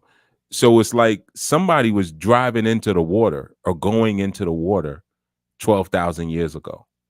Like you were going down there, you were building something, and or maybe like maybe there were people living down there, but clearly there's tracks leading from land into water that are over 12,000 years old. And then when they dove down there, they saw cities. So the thought could be, of course, these were cities that sunk into the sea, or it was a flood, or because of what was happening on the surface, some people learned to live underwater and some people learned to live underground. It makes me think. What do you say? I'm sorry. No, I was asking how intact were these cities. For them to say that there was something that sunk the city, if they could look at it and tell it was a city, then it should have had some level of structure still intact, so you can know that this was organized. Well, yeah, that's because they were finding pillars. They were going underground, and it wasn't like these are not, and these things were made out of sandstone. So they were finding pillars and steps and grids. So like grid, those are blocks. Like they were finding city block, like grids underneath water, to show that this was something that was intelligently put together. It wasn't, the rocks fell into a certain kind of formation, especially when they started finding gateways and pillars. Like that was really the thing, because they were finding gateways at the entrance of the water. So if it's a thing where it's like this was flooded, well, how would you know the water line would stop exactly here? This was more like a gateway going into the water. Like there's cities down there, and there's a gateway going into that city. And they had even pillars they were finding that were leading down. If you go down into cities under. This makes me think of a few. So top tier speakers did put it in the chat, like she thinks about Atlantis, because that's where I was going. I was like, so this may be where like all these stories of Atlantis, even they put it to this like singular place. There was probably multiple quote unquote Atlantises. And then I started thinking of like when people, scientists, I don't know, when they start talking about like evolution, because I'm like, well, how did they live under the water? Like, did they adapt to that? Or did they have some sort of technology that allowed them to live underwater? Or did they evolve from whatever species they were underwater to what is here now, like into what some humans look like now? Again, you always got to look at Genesis 1:26.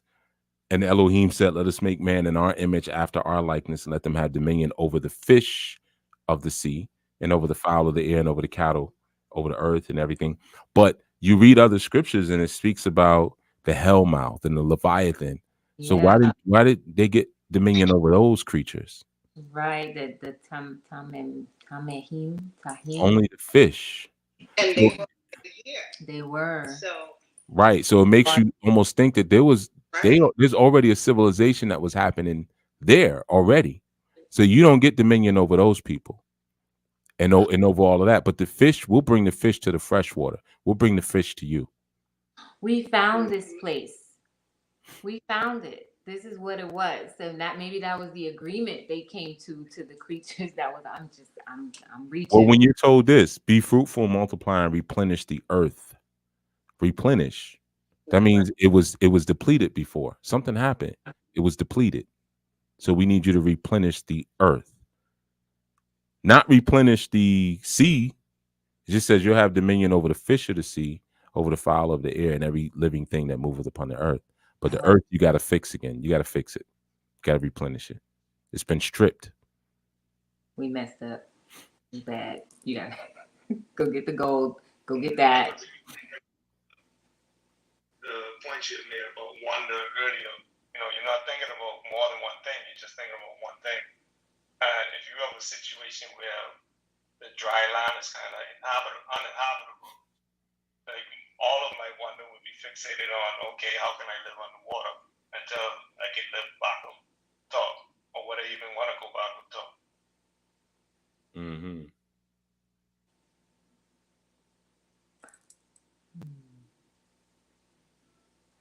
I think there was an intervention of 2 extraterrestrial species. That's what I think. Because if you read even some of the Mayan texts, you read about the feathered serpent, and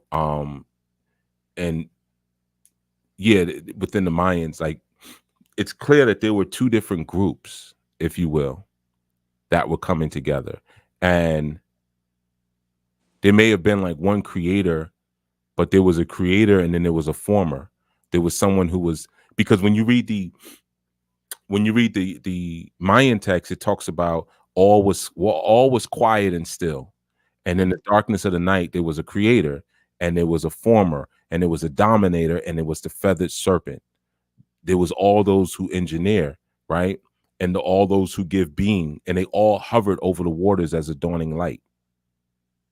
So when you speak about creator, there's a former, there was created before them. Now, this is, of course, in Mayan text. And there was a dominator and there was a feathered serpent, right? So, and those who engineer. So that's 5. Mm-hmm. So you got a group of different sorts of kind of people who come together and they're hovering over the water and they're creating what we might consider to be civilization after what I think was the Clovis comet or some sort of cataclysm that occurred. And these sky people came together and said, all right, well, you take this part, you do that part, I'll do that part, whatever, But they were a council of superiors. And the engineers were there like, okay, we got to engineer us up some slaves.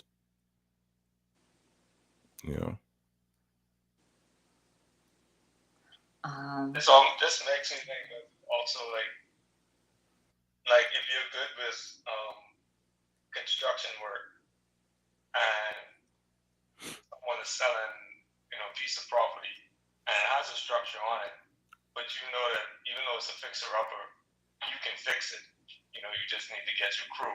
Mm-hmm. And it's like, all right, we just need some workers, but this is something we can fix. It's a mess right now, but I know I can fix this. Mm-hmm. Sometimes it's not even like we have to fix it or we can't tear it down. It's just like, nah, I can fix this. Right. It's just you see something that you can repair or something that you can what's the word? Not subdue. Renovate. Oh no. It's something you can like terraform, like renovate. Oh, renovate. Okay. This could be like you could put this people could be over here. You could have these cities over here. Yeah, we can do something with this plot of land. Have some mango trees on this side. Mm-hmm. We can do something like that. Right, and like, or we can make them our avatars. We'll let's try this again, and some will be our avatars, and they'll bring us our food.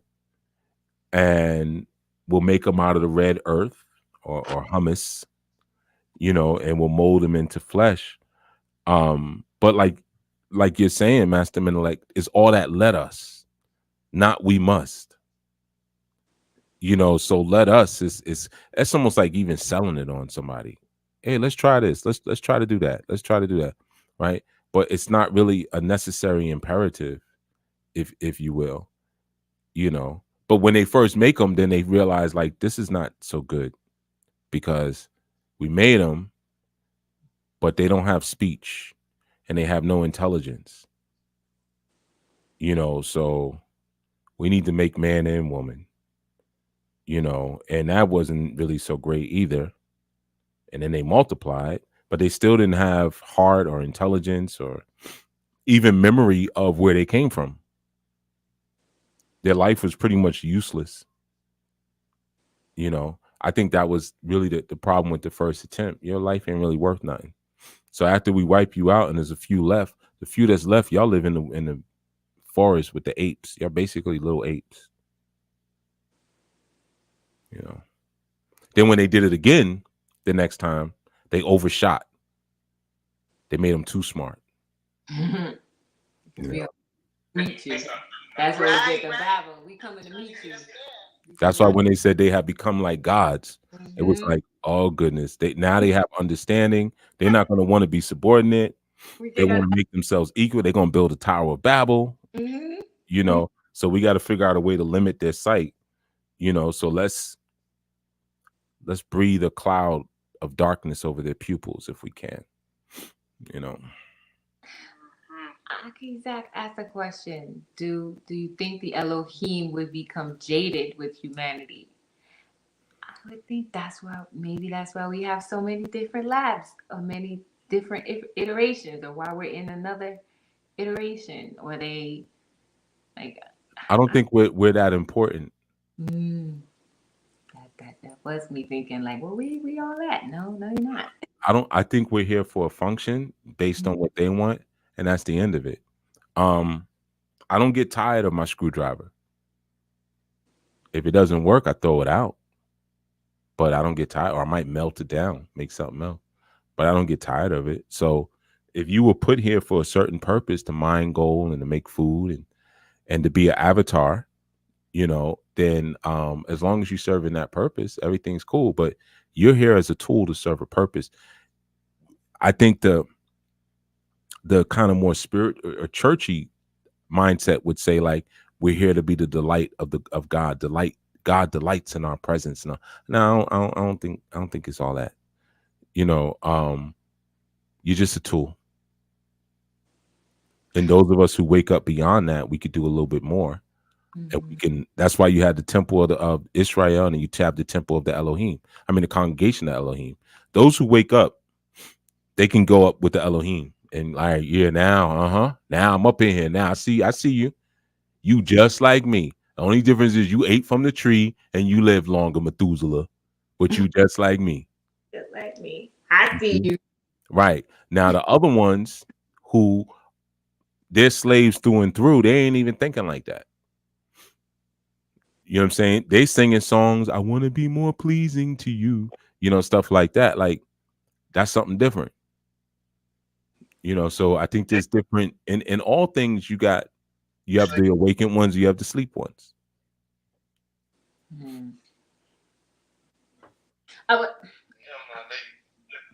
visions of heaven is we get to be slaves up there too. That's true. Like, that's a vision that's being sold. Well, it would have to be that, because what does it say in the beginning? In the beginning, Bereshith, Elohim created the heavens and the earth. It didn't say the heavens and the earths. Multiple heavens, one earth. Right? So, you know, there's different things, there's different levels, different realities in that heaven space. Earth gives you one, and you earn your way to your alternate reality here.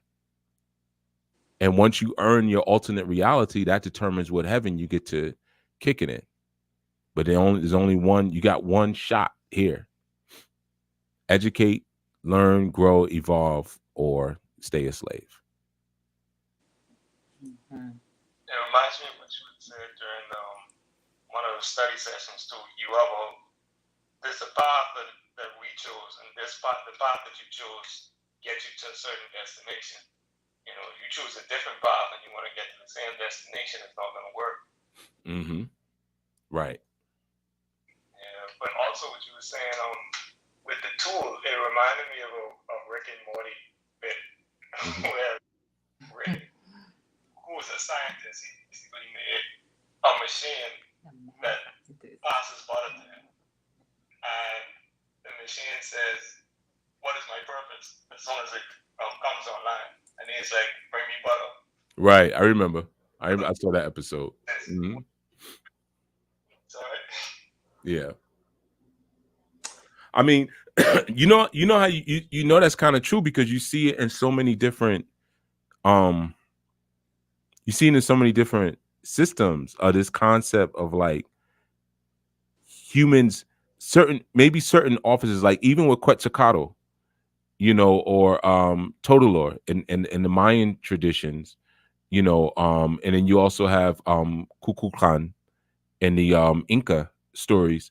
There's this or Enlil in Inky, but you have this idea of always is this first officer or this like vice saying I'm going to upgrade him. When you look at the Greek mysteries, you have Zeus and you have Prometheus. Mm-hmm. And you know, Zeus is like, hey man, you know, don't, even though Prometheus is like associated with science and technology and wisdom, and then you have Inky and the feathered serpent. These are all like, they're considered tricksters, but they're Inky and the Sumerian tablets, they're considered masters of technology and wisdom, right? So Prometheus is like, man, I'm going to upgrade these humans. And Zeus considers that to be a threat to the order of gods and humans, you know. So he tells Prometheus, not only will you not upgrade them, but I want you to downgrade their intellectual ability, you know, and their ability to kind of reinvent certain technologies that you already gave to them, you know, because Prometheus was putting humans on already. And Zeus was like, no, downgrade them and let's see if they figure it out for themselves. You know, and Prometheus was like, yeah, I'm going to give them fire, upgrade them even more. You know, so there's like so many stories from, you know, like the Greek accounts to the Babylonian accounts. You have Oannes and uh, Apkulu, you know, and you have, whether you go to Ecuador, Tibet, Japan, I'm trying to think, the Olmecs of Mexico, freaking Thailand. You have all these stories of humans being upgraded and those new humans being a problem to the order of um of the gods. I mean, I remember there's a story in Turkey, and it talks about one of the deities giving humans the ability to grow flax and grapes and chickpeas, and this was an upgrade to them as well, and taught them the rules of domesticating goats and sheep. And this was a problem to the gods. Like, don't teach them that, you know. So yeah, those upgrades always seem to be an issue. When you say that we have, just real quick, I was gonna say when you say like, well, we're here to serve a function, it did even it sounds like very like this is all you're here for, this is all you're good for, this is all you're here for, and that's what it is. But then I also thought it correlated to the part about us being reflections, like especially when you said avatar, that was it, reflections of the Most High, and that function being able to is to answer the question.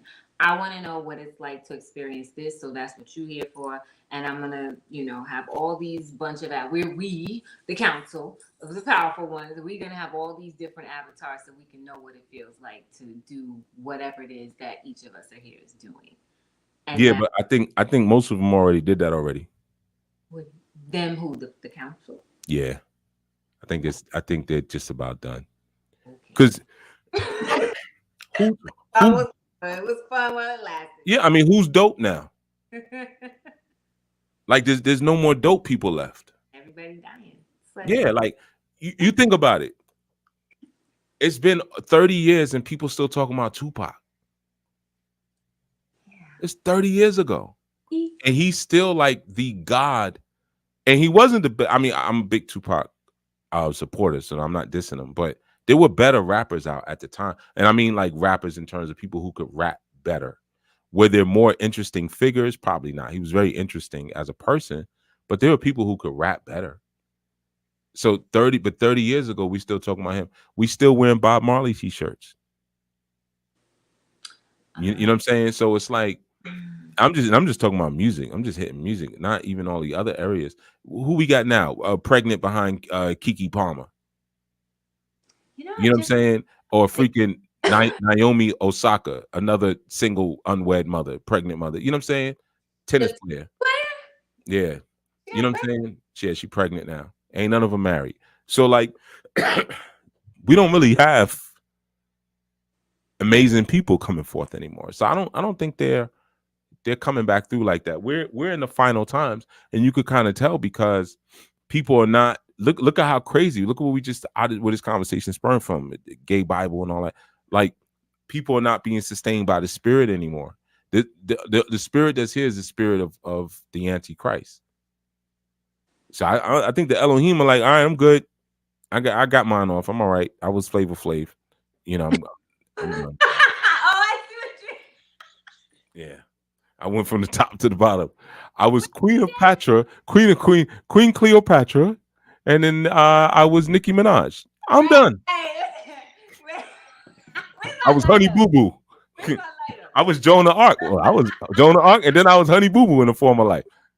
You know what I'm saying? So it's like I'm done. There's nothing in between. You know, we could fire this time, right? We said no more water. Yeah, fire this time. All right. Well, start up the afterburners. Put the dilithium crystals in there. You know what I'm saying? Freaking flux capacitor. Whatever you got to do. Let's burn this thing down, baby. What we gonna do next time, brain? Right. So I don't think they're coming back like that anymore, man. They yeah. Look at what's happening. Ain't nothing really that interesting anymore. We don't even have new music. Yeah, no music. The people we supposed to be looking. Yo, Keke Palmer was supposed to be that girl that all of us men was like, man, I hope my daughter turn out like that one day, man. She's always in a good mood. You could tell, like, just full of life, full of energy, beautiful. You know what I'm saying? Talented, yada, yada, yada. This chick on Saturday Night Live, doggone, showing her belly. I'm pregnant by a boyfriend she ain't even been with for a full year. What? Moron. But you'll never know that it was a moronic move because she's got the kind of money to cover up how crazy that child's gonna be. See, when a regular sister in the hood does something like that, you find out about how maladjusted that child is. The child ends up getting somebody else pregnant early or getting pregnant early, joining a gang, whatever. But when you at that level, they know how to cover that stuff up. So you'll never know how destroyed those children are when they do stuff like that. They got the money to cover it. You know, so that's what I'm saying. Like, interesting people not coming forth like that anymore. Not like back in the days. You know, so yeah, I don't think Elohim. I think this experiment is coming to a close. I think right now they just running through the budget. Yeah, you know, like let's do a couple explosions in the air, a couple UFOs. Let's do a light show. You know what I mean? They just burning through the budget at this point. But you know, like Alexander Grice, in my body, I feel the Antichrist energy. Yeah, the spirit of Antichrist is very much present. Because think about what's in the churches, what we were talking about earlier. That's all Antichrist energy. A gay Bible. Two married dudes leading a church of what? What are you leading a church of? What are you creating? That is Antichrist. You know, and some of the other dumbness that happens inside of those buildings is Antichrist spirit, man. So yeah, it's present, it's here, it's rocking. Not in their book. Yeah, well, you know what I'm saying? The good thing is that some of us got it etched in our hearts. So the book don't really matter. We know what it is. Because when you have that spirit inside of you, when the Ruach HaKodesh, when the wisdom is inside of you, you could see it coming a mile away. We know what you're doing. We know what this is. We know what to celebrate, and we know what not to celebrate. Oh, search me. Oh, try Right. me. Search Oh my heart. my goodness. Because if the Most High searches my heart, you know what's going to be staring back? The Most High. If you find anything that's like not like you, take it away from me. You see what I'm saying? What's trailing off of me is this is all God energy. This is all cosmic God energy. I don't do no fruit basket stuff. You know what I'm saying? So you ain't never gonna hear no controversy in me doing no fruit basket stuff. That's not happening. Because I'm a reflection of where I came from, even beyond my earthly father and my earthly mother. I'm a reflection of those divine principles. When the law is etched in your heart, that's called being filled with the Holy Spirit. Not when you flipping over and shouting and going crazy. That's nothing. That's a performance. And after a while, the performance gets old because people will be sitting and be like, man, all right, you ready to teach me something or what, man? Dad going. I'm catching hell out here. I need some wisdom. I need some information, man. You still flipping over. You know what I'm saying? And adjusting your bracelets in your ring for the live stream. Y'all catching these rings on a live broadcast, right? Can y'all see these bracelets on Facebook? All right. Okay, good. All right, let's organist, hit it again. Let's do it. Let's do it again. You know what I'm saying? Like, you know, how much shouting you gonna do? You got people's like, man, I need information. You see, I need information. I need to grow. And I say you need to be born again. Because if you ain't born again, you ain't gonna be able to absorb the information anyway. It's just gonna be good advice. See, too many people, they come into environments like this or even churches, they're not looking for good orderly direction. They're looking for good advice. Don't give me God. I don't want good orderly direction. I just want good advice. You see, that's the problem. So yeah, man, that spirit is here, it's active, it's alive, it's doing what it do. Do you know? Okay, so that makes me think of it was 2 Midday Affirmatives ago with Aki Zach. And he talked about it was the verse in Matthew with the man who was exorcised by Yeshua. And then the legion was cast into the swine. Based on what you just shared, I'm like, well, this whole place is full of swine. Like if that spirit is already, and it makes me, and I think we kind of talked about it even then. It's like, well, you wanted to be cast in the swine, so you weren't put back to wherever it is you belong. So you're still here. Whatever it is was still here. And so I'm just like, then so does that mean like the spirit of Elohim has left, and all we have here is the Antichrist spirit, except for those of us who move and live with the law etched in our hearts. Well, then that means the spirit of Elohim is here. Okay, true. See, that's the thing. When you keep looking and not realizing it's supposed to be you. Right. How many people I know who 30, 40 years old still talking about, I wish the elders would do their job.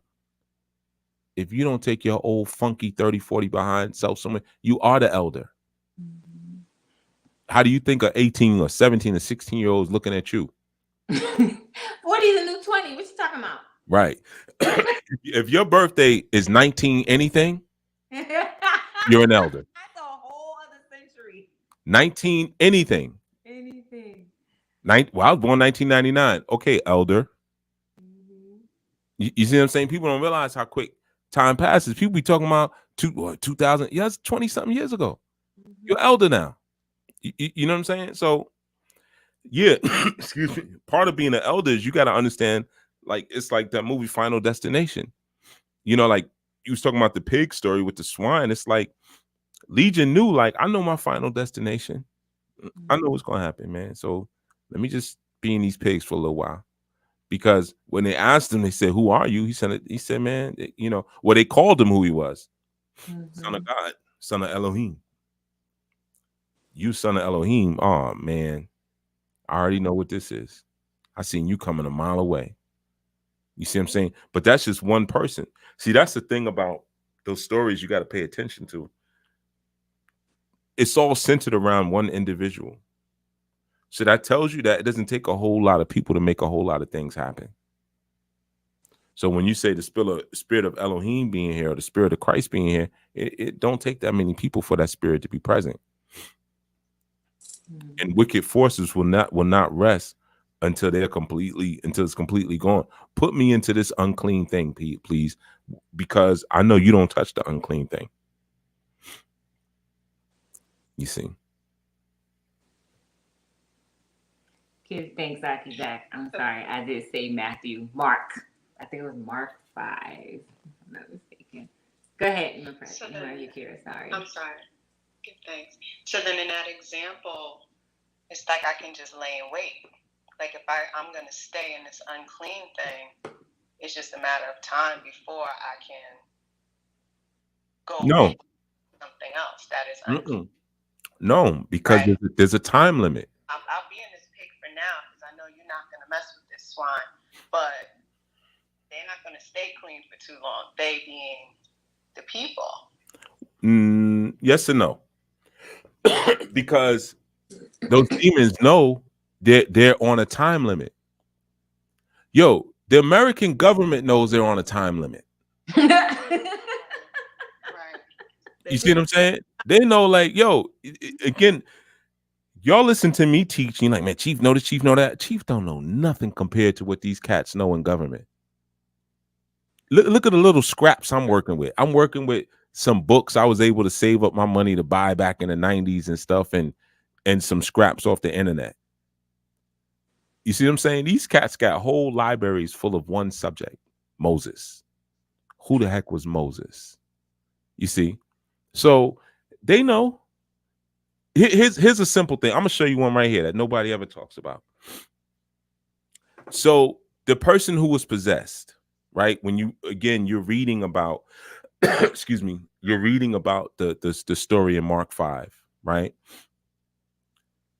And we say, I didn't hear Zach's disposition on it, so I don't know. But we talk about them being put into the swine, right? Why did Christ not say, nah, man, I'm just gonna send you into outer space? You know, why did that happen? Why did they go into the swine? They asked to be cast into the swine. Why did he allow it? That's what I don't know. Would it be because my people know that the swine is unclean? So it's like it should almost be as if we're set apart from the swine, then it should be as if I put you in the swine, it's almost as if I sent you into space because you almost don't exist with that. Like that's. I would say two things. I would say one, if the owners of the pigs were Hebrew, they should not have been raising swine. Right. Based on Leviticus 11:7. Right. They were not. And remember the townspeople like kind of didn't even want to be bothered with the man. So that I was like, are they even Hebrew? Like, right. Are these people? Now, if they were not Hebrew, let's just say, we'll take both sides of it just for fun. Even though I already know which side it is, but I'm going to play. If they were not Hebrews and they were Gentiles, then Yeshua would have been showing, I have the ability to deliver everybody. I can deliver the Hebrew and the Gentile. I have power over all of them. You see, so there's so much to the understanding of what actually happens that's not really spoken about, but those entities know, like, hey man, I know the scriptures, I know the stories. You're going to destroy me at the end of the day. I know how this movie ends. We don't get to live. We get to rule for a couple of years, but 7 years or so, and then you come and you kill everybody.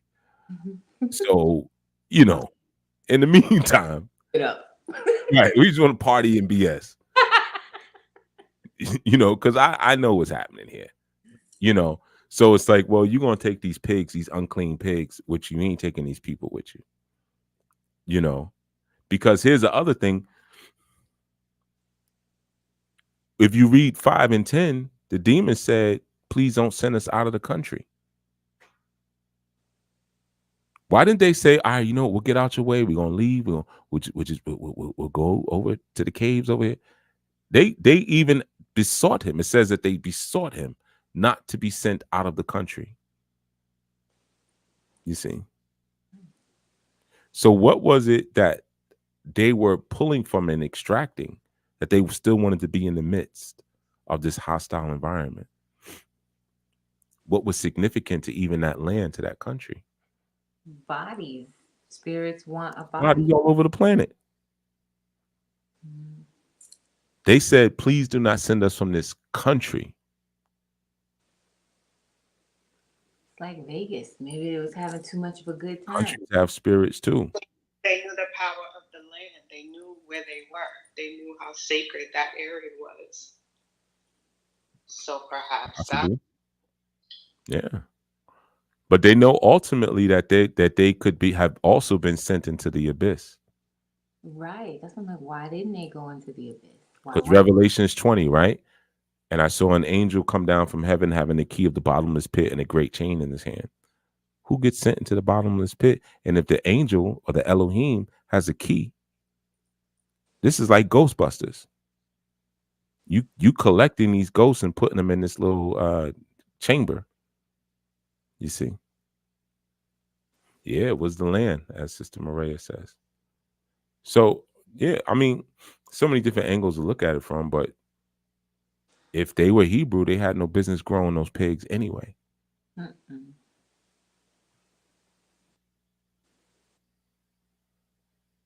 But why that land? Because it's the same land that the Elohim chose? Like, is that because it was where there is gold? Who knows? I guess we just have to look it up. Right. Because then that leads to the question, like, why, when we talk about promised land, it's kind of like, well, what's so significant that you parting seas and like making promises like over there, that's yours, and I'm gonna clear a way for you to have what's yours. What's significant about that, particularly considering you were fashioned to be a slave anyway? Because each Elohim is over each different parts of land. That ain't my land over there. Don't go over there into that land. That's not for you. I'm sorry.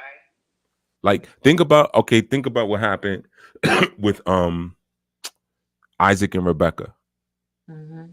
When he was like, yo, don't go to Egypt. Go to this place over here.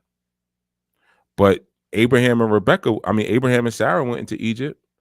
Remember how that turned out? Like, this is my sister. Just don't kill me, because that's what they was doing at that time period. They were killing people and taking their wives. Man, don't kill me. This is my sister.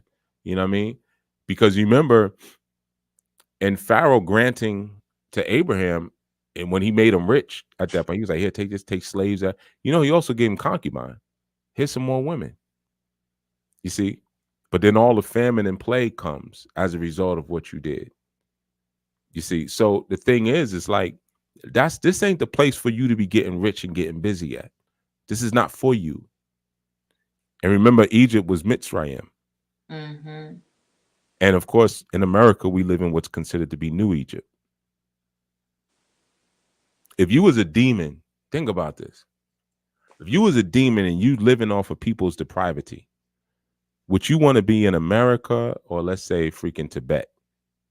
America. This Right. is like Vegas.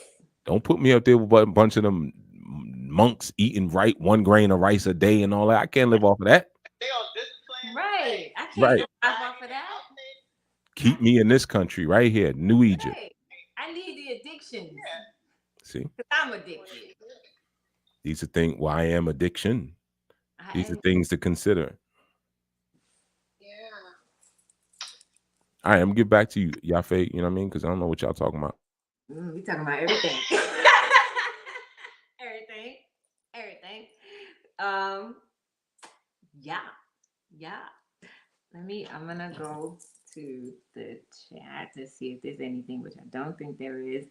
Aki Darian said this sounds like the younger Dryas impact theory. I never heard of that. I don't know what that is, but I think he was talking about when you were referencing the comet.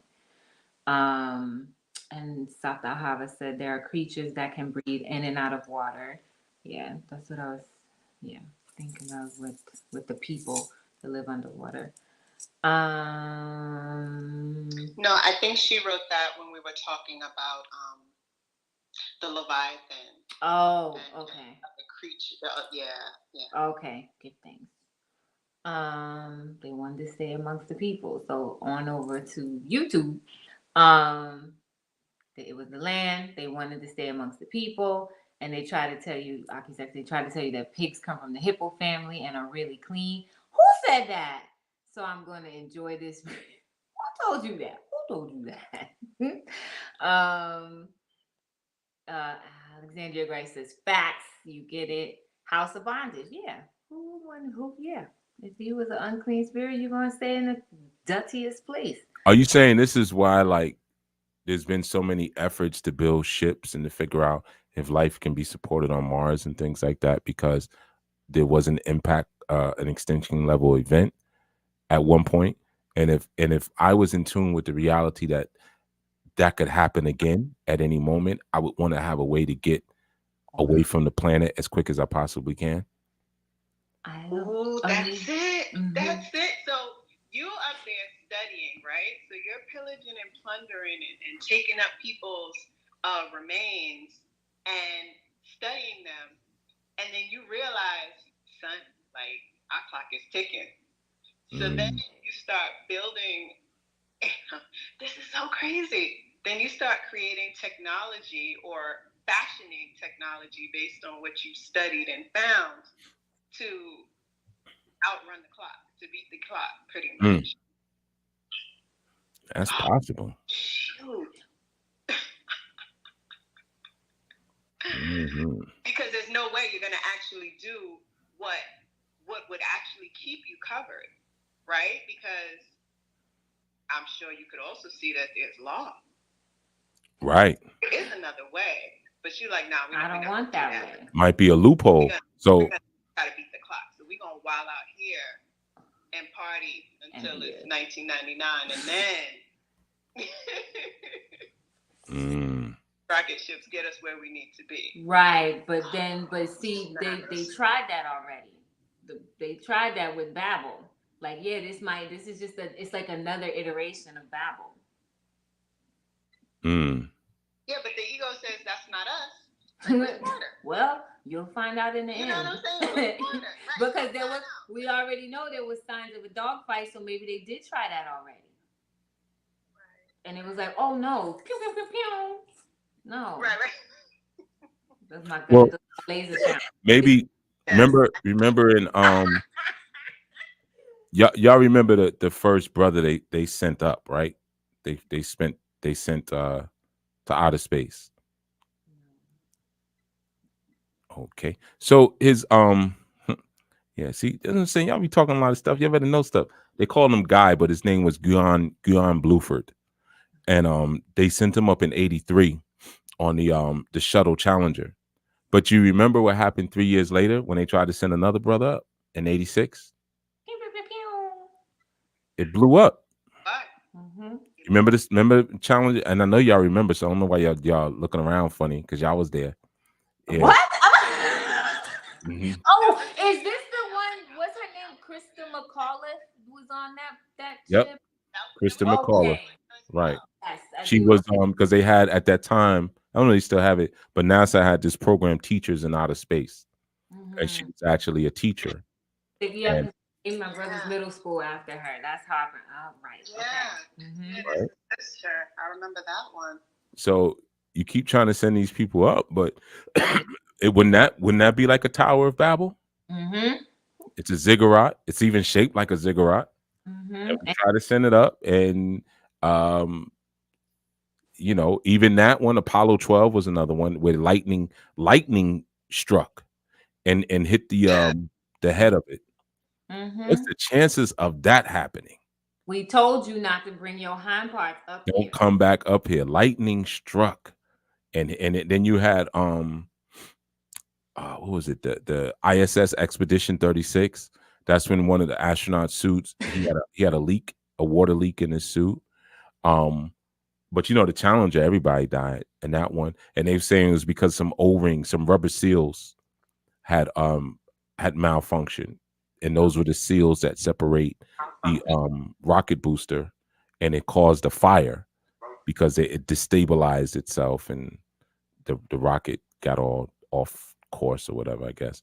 But the most recent one, it was like in 2002 or 2003, and it was the tiles or something on the ship. They're like, oh, the tiles wasn't, or was it this, or was that the thing with, was that the rubber one? what I was Challenger. So there was one Columbia. You might be thinking about Columbia. That one. Yeah. Yeah, that one. It up, and they were coming back when it blew up. Mm-hmm. Now, what was interesting though was that Columbia was under the same program as Challenger. You know, and that's why so many people were concerned. Now, I think what's interesting when you look at the name of it, Challenger, right? Because that was the one that went down. Who were they challenging? Who were you challenging? Right. You know, it was a warship. Yeah, warship's named Challenger too. But what happened was that there was a piece of foam that fell off from it was something with a fuel tank, and it was foam that they had in it that was supposed to absorb kind of the fuel. I remember something like that, but the foam fell off on the shuttle's wing, and it created like this hole. I guess it was hot, and that's how that one crashed. But that was like in 03, 04, something like that. What's interesting as well, just thinking about NASA during the 80s, even the 90s, how amazing is it that a melanin dominant, more than one melanin dominant person had the opportunity, right? And I'm using the quote opportunity to go on that mission. Yeah. Or that we realize we have to have some melanin. Like if this gonna fly, literally, if this is gonna fly, let's see if we can push them out front. So right. Go talk to your people. But that's what I'm saying. It's like you were her. Right. Yeah, I mean, there's been a few. You had Mae Jemison. Mae Jemison. That was the that was 1992. She was supposed to be like the first woman in space, you know, and first African American, quote unquote, woman in space. Right. I'm just thinking about how everyone is trying to ascend, but we're trying to use different methods and vehicles. And taking me back to that idea, the concept that you brought forward, the path. Like everyone has the path that they're trying to take. Some are going up through laws, and some are like, them laws ain't gonna do nothing for me. Let me try what I could do, whatever I could use by any means necessary. Y'all don't need this, right? I need some gold for my spaceship. So I don't know why my gold isn't getting last, but I need to get up there. Yeah. Because didn't you say before that the pyramids were ships? And then I said ships and platforms. Ships and platforms. And one of them is missing the capstone. Like, I don't know if that one may be a ship or not, or a platform. But like, if they're ships, then yeah, that makes sense that the space program, that's like, it's like a new kind of, it's not a pyramid shape, but it's a ship. Mm-hmm. Well, if you look at the capstone is called the Merkaba stone, right? And they call it the Merkaba, but it's really the Merkava, because Merkava is actually it's Hebrew. You spell it Mim Resh Kaf Vet Hit Merkava, and the word actually means chariot. Yeah. You know, so it's always been known that, you know, again, you got to know how to read the right language. You know, it's right there in the book of Ezekiel, the first chapter, where he talks about the Merkava and that being a chariot, but that was the stone that was put on the top of the pyramid. So we say, oh, the capstone is missing, or that's just the platform. The Merkava or the chariot is how they would come back and forth. Because Merkava literally means thing to ride in, something to ride in, or cart, a thing to ride in. And you see it again in Ezekiel's visit Ezekiel's vision when he's talking about the chariots that are moving around the earth. He calls them the Merkava, driven by the 4 Hayot, or the Hayot is the living creatures. So there's living creatures driving these chariots. Right, and that don't mean horse. Nope. They're driving spaceships. Yeah. Mm-hmm. Yeah, it was spoken about in Chariots of the Gods, Naya. Mm-hmm. Okay. Okay. All right, my head's starting to hurt. Takes up imagery. That's Satan. Lord Satan has arisen in your head wrap. No, because it's like so much to think about. What? I'm sorry. What did you say, Master Manuel? No, I was thinking about Chariot of the Gods and how they were talking about all those different types of landing platforms in different areas of the world, and especially in that area where you would have the Mayans and the Incans, the Aztecs, that Chief was speaking about earlier. All of those different. I don't know. There's a lot of different places that you can see clearly that there's something there, but you would only hear about it in a documentary like that. And you hear about things like that less now. You have documentaries about reversing Roe versus Wade. You don't hear nothing about trying to discover what's going on the planet, or just learning about the planet's history. Is always about something to distract you from something that was uncovered and shown to the greater public, and then it's immediately followed by something stupid and distracting, and then we just keep on moseying on with our vegetable state of life, just worrying about small stuff. Right, because we need our time. Like, okay, let's throw this out there. Buying themselves. But then we need time so we can try to refabricate these things, right? Yeah, like the Wizard of Oz. Right. Pay no attention to the small man behind the curtain. Yep. And and then the few that we take with us is gonna be so we can get maybe what do you call it? Like a pass. I'm gonna have my we need a pass. Like if we still gonna take them who could talk to the people. Talk to your people. Talk to your people so I we could can just get in. breed myself into your bloodline. That's and do it that way. There you go. But it's really, well, even that they'll know it's through the men. So we'll just have our women breed into your bloodline. But are you following? Well, maybe they aren't. You can't get into certain, like, depending on where you from, you'll never be into the council of the Elohim. You might be able to get into the congregation of Israel, but not into. Yeah, but see, you thinking short term because that's how we were raised to think short term. My great grandchildren will be in there.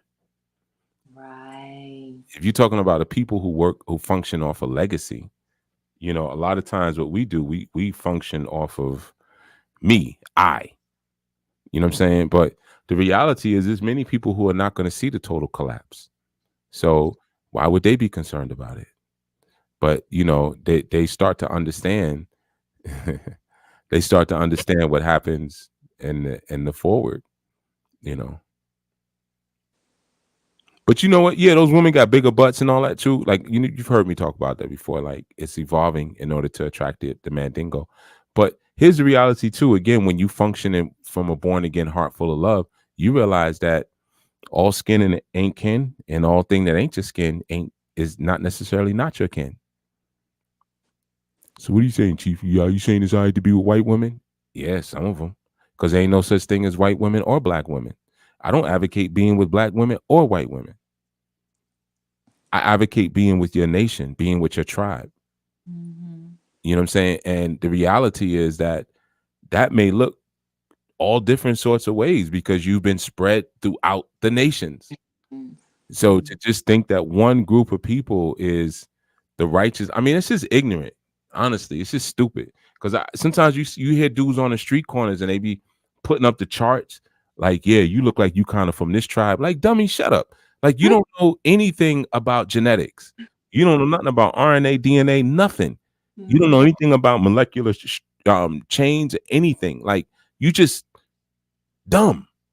And people will create whole theologies off of ignorance. Like I've said many times, when I go to the continent, certain places, especially when I'm in the bush, I am a white man. I have video of people calling me white man. You know what I'm saying? So, and there's times where I've said, wait a minute, I've stood next to people and been like, my skin is darker than yours. How are you calling me white man? Because it ain't just about the skin color. You know, we could tell you're not really Hamitic. That's what it really is. You ain't a Hamite. Yeah, you might have got your little tan and you might be a little darker than me, but your whole frequency, your whole swag, you ain't got a Hamitic swag. So that's when I'll be like, yeah, no, I'm not white. Oh, this, and some will be like, oh yeah, you are a black man. You are black. No, I ain't black either. I'm a Shemite. You know what that is? And then I'll say, you know what a Hebrew? Oh yeah, we know Hebrew. Yeah, but that's what I am. Oh, okay. Then everything's cool after that. Everything's love and it's cool and you know, because you do have a tribe. You do have a tribe. Mm-hmm. You see what I'm saying? So sometimes we trying to capitalize on a certain swag that's behind us. I ain't trying to be no Hamite. I'm good. You know what I'm saying? And I'm not saying that there's not cool Hamites. There's some dope Hamites too. But the dope Hamites are the Hebrew Hamites. The dope Shemites are the Hebrew Shemites. You know what I'm saying? So whatever you're going with. I mean, hell, yeah, there was three sons, right? Ham, Shem, and Yaffe. Yaffe comes from the root Yaffe. Yaffe means beautiful. So technically, the Yaphites are the beautiful ones. They're the good-looking ones. And we already knew that the Shemites were the nation builders. They were the ones who carried the priesthood. They were the nation builders. And we already knew the Hamites were the technicians. They were the Imhoteps. But it was the Yaphites were the pretty ones. You see, so, you know, I'm looking for that Hebrew swag. I don't care what it looks like on the outside because I'm not so stupid to think that an outer layer is where it's at because that's how people have been tricked into these wicked churches.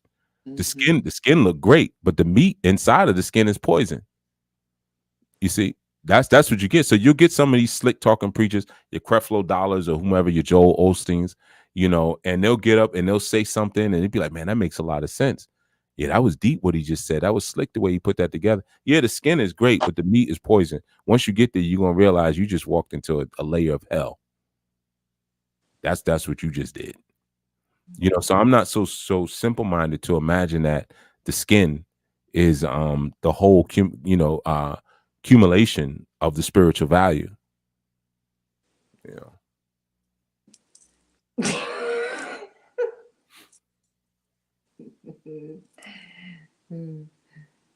Right. Right. Only looking at the cover of the book, judging a book by its cover. Mm-hmm. Mm-hmm. You gotta look at the spirit, man. And if you ain't got the spirit, you can't see the spirit anyway. So don't even worry about it. You might as well just get with who you like. That's all. But you know, when you're tapped into that higher frequency, that divine frequency, you'll start seeing visions. And the creator will send you a vision of not only what your lover looks like, but what your nation looks like. You get a different kind of vision. You know what I'm saying? So you got to look for that swag. I find that Hebrew swag all kinds of places, man. Among people who don't even know they got Hebrew swag. Then I'll be looking for that Sufi swag. Sufi swag is another thing. I like Sufi swag too, because Sufi swag, that's my cousin. That's Ishmael.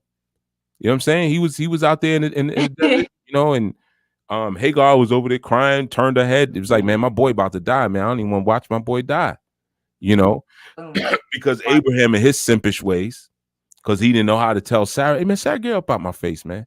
You need to send her away. You need to get up out my face, girl, before I cut that head. Because this is those times.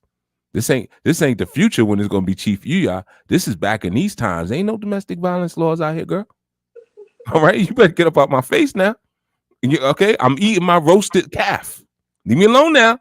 You see, don't bother me when I'm eating that roasted calf. So that's what I'm saying. There's that Sufi swag. Sufi swag, that's in the blood too. We got the same father, Abraham.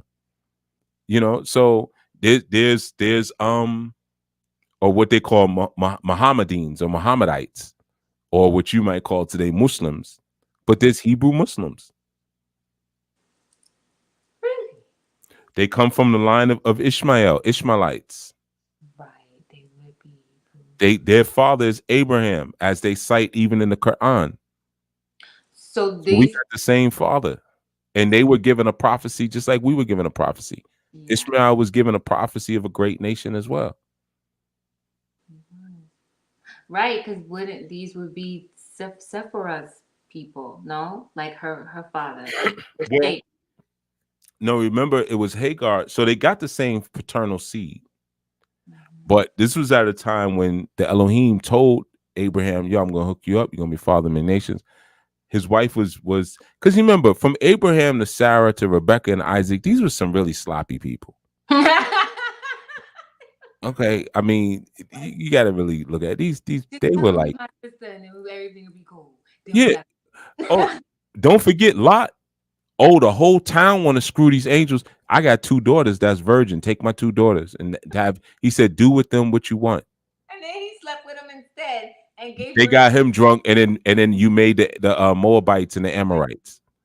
Right. And then the Moabites and the Amorites are 2 of the tribes that I said can never come into the congregation of. So look what you done made a doggone abomination because you got drunk. But how foul were your daughters? This is just a whole family of dysfunctional people. So then you got cousin. Right. It was the idea. Yeah, it was the idea. Let's get our father drunk and go lay with him because we don't. But there's a history of doubt. There's a history of fear because Sarah did the same thing. Yeah, I know you got promised all these children and everything, but go sleep with Hagar. You know what I'm saying? Because I don't believe that's going to happen. Sleep with Hagar. And then once she finally does when she gets Isaac, then it's like, oh, Isaac and Ishmael, they're getting too close. Send Ishmael and Hagar away. Right? Why did Abraham say, girl, if you first of all, you keep telling me what I'm gonna do with my penis. Mm-hmm. Now you send first place. And that's Egyptian tail. That's fine Egyptian tail. I'm not sending her away. You crazy? Because we already know you old because you was barren. Now you want to send away my Egyptian punani? Nah, go on with all that. That's what I would have said, man. I will behead you, Sarah. All right. You will be beheaded. So you got that nonsense. Like I said, you got Isaac and Rebecca and they nonsense. So you just got a whole bunch of nonsense happening. Then Hagar and Ishmael, they caught it, they caught it bad. Now, of course, Hagar was she was being rebellious too, because she didn't want to give Ishmael over. Because technically Ishmael was Abraham's property. But the reason that Ishmael was still blessed was because of the fact of whose property he was. They're like, you're not in your father's house, but you are of your father's seed. So therefore, and you're technically the firstborn. Right. So we got to give you something. We got to give you something. You know what I'm saying? Matter of fact, we're going to make you the ruler over a nation of 12. It's a mirrored prophecy. If you really look at the prophecy, it's mirrored. You know what I'm saying? So yeah, I'm looking for that Sufi swag. I'm looking for that. It's as long as it's Hebrew Sufi. Yeah, come on, let's do it. But to look at the outer shell is simple. It's very simple minded. It's very silly. Mm-hmm. Scattered amongst the nations. They were scattered back then. There was already some scattering and some intermingling. Yeah, man, you sleep with your daughters. That's about intermingled as you can get. I don't see no other more.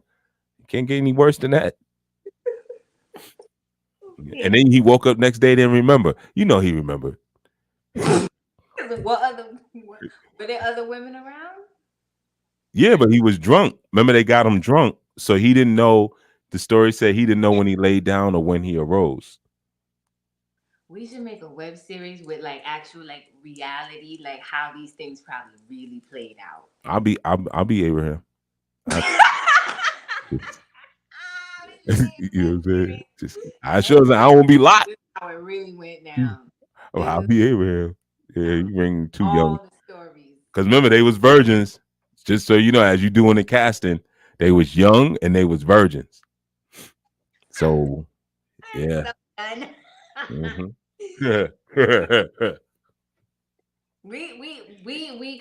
we gotta pay attention to what's that well no, this is web, so I guess we could go as far as whatever. Nah, it's time to let my people go, Moses. Yeah. Okay, well, those of you who want to be in the web series, hit up the comment section. And if you know any hit up the any young virgins. Yeah, put that out there because we're gonna be like, I do, Chief. Yeah, I'd be. Oh no, not you, sister. Yeah, none of the saints. We don't want none of the saints. You know what I mean? Yeah, we got other roles for you. We got background roles. Hey, casting for Naomi. We casting for my girls, Ruth and Hawa.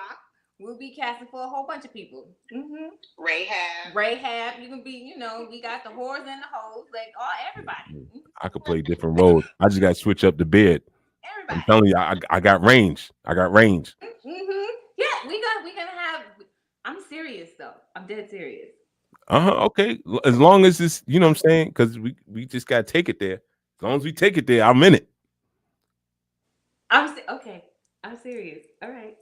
Okay, we put it on the Spice Channel. That Game of Thrones. It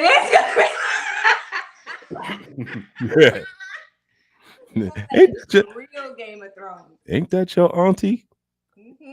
Well, I don't already started. My soldiers at attention. We work this out in the morning. Mm-hmm. Mm-hmm. Good. It's gonna be good. I'm drunk. Right. Don't remember nothing. Really? Was the liquor that strong, Abraham? Was the liquor really that strong back then, Abraham? You don't remember nothing? Maybe. Come on, bro. Knock it off. Somebody was heavy-handed. How you don't remember nothing 2 nights in a row? Because they did it 2 nights in a row. First of all, the next night, he would have been like, why am I peeing all over the side of the cave? Like I'm missing the hole in the ground. That would have been the first clue. You see, you're saying I'm like my pee is crooked. So then the next night, your pee would have been crooked. Why is thine penis stuck to the side of thine leg? You know what I'm saying? Yeah. Why I'm waking up with side penis on the side of the leg stuck, sex penis. Next day, sex penis. Something happened. Come on now. Yeah, the web series is coming. And my daughters won't look at me in the eye. I don't know what we're gonna call it yet. We're gonna do a web series. Yeah. Hit up the chat. Let us know if, and we're gonna send out like the audition announcements. I need script writers. That has an STD. Script already been written. We will be, yes, and there will be applications if you're gonna have to take a test before you come on this web series. Aquia says she want to be in it. Yeah, you gonna be one of the daughters though. I told you, young virgin. We get you get you a scene milking a cow or something, put you in the background. I mean, you can be Naomi. Yeah. And also, who was the judge? The one you talk about all the time, Amy Carey. Deborah. There's Deborah. I don't want her. She's feminist. And yeah, I know her hands was rough from all that fighting. There's Delilah. Yeah, I take a little bit of that. Take a little bit of that action. Delilah. There ain't nothing to cut on me. I just pull the wig off. Ha ha. Yeah. I'm just strong like this. Yeah. Hawa. I do squats. There's Hawa. There's Nah, she was too hard headed. I don't know. Okay. Well, we gotta make the little stories. We gotta make all the little stories. All right. This was awesome. Bathsheba. Oh, who want to be Bathsheba? I think a lot of y'all already are. That one we just get to. I know y'all pass. We need a Bathsheba. Who was the other? Sheba, the other one. We need some Solomons. We need David. I don't want to be none of them. They didn't have no. Abigail. These stories wasn't racy. We need an Abigail. I'm good on that. With Solomon, Joe, we gotta really dive into the 700 wives. Okay. We'll do a Right. We'll do an open cast call. Open cast. Yeah, he just sitting around writing poetry all day. I don't need no Solomon. David singing songs. I'm good. I want a more racy character. Someone sexier and racier for the new millennium. Yeah. They get a new Bible. We get a new Bible. Exactly. Paul. I think Paul was getting around. Paul. Hell no. Paul was like, don't marry Paul. Nah, man. Paul. I ain't holy enough. That's season 2. I ain't holy enough to be Paul. I'm good. That's season 2. First of all, I don't want to be none of the New Testament people anyway, because they was like the people. Old Testament, they was more spicy. They had more fight. They had a lot more going on. All right. Yeah, David was David Ruffin. And we got the song was girding their loins. Old Testament all day. Old Testament. They was partying. All right. Yeah. Plus, like the new people, they're not all Hebrews. It's everybody else. That's what I'm saying. I can't pull that one off. We focus on Old Testament. I'm gonna get the stories together. I could pull it off, but it ain't gonna. You know what I'm saying? Nah, I'm old. I'm old school. I'm tribal. It's gonna be awesome. Y'all Nebuchadnezzar. I'll be Nebuchadnezzar. Somebody, Nebuchadnezzar. Ooh. Well, who's gonna be Nimrod? We need some more Nimrod. Bunch of y'all already a bunch of Nimrods. Okay.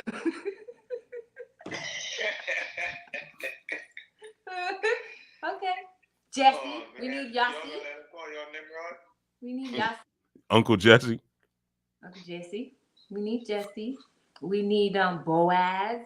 And So what you're telling me is that Anu has been reduced to doing church plays. No. Okay. I'm just curious. Is that what you're saying? No. Because we might as well start selling plates too for the building fund. No. Give me that old time religion. All right, forget it. Nah, if you want to do it, I mean, go ahead. No, don't throw it away. Just go ahead. It's not gonna be churchy. No. All right. Playing gospel songs at the beginning and the intro. No, none of that. It's just. I want the Middle Eastern lamenting that type of thing. No. From the beginning, it's going down. No. I'll figure it out. It's not gonna be churchy, but it is gonna be like this is what would probably really happen. All the sloppiness and everything. Judah and Tamar on the side of the road, all of that. All of it. I mean, technically, everybody's living that out now. That's the thing about it. When you look at these scriptures, you should be seeing a mirror of your life. We already living it out. I mean, listen, how many times you heard me say women don't listen? Every day. Every day. And every day you read the book, the story of Genesis, the very first story is about women not listening. The first story of the whole freaking book is a woman not listening. Oh, yeah, don't eat that tree because you're definitely gonna die. You're definitely gonna die. Eat that tree. Well, he said if we eat it, we might die, lest we die. That's not what he said, sugar. You see, so you already living it out. You feel what I'm saying? You're already living it out. Adam was good when he was by himself. He had no problem. It's not good for man to be alone. Did he say I had a problem? He didn't say I'm lonely, did he? He was fine. I'm out here with my animals. I'm growing my ganja. I just, we cool. Then here she come.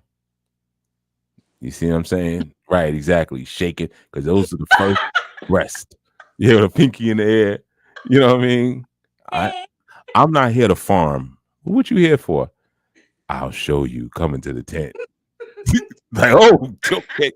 And everything been messed up ever since. Been wars and everything. Everything went down here. Ever since he went into that tent. I don't think they had tents. Remove your fig leaf. Branch or something. Been messed up ever since. Okay. Peace, everyone. Give thanks. Unfig yourself. What? What do you say? Nothing. Keep going. Okay.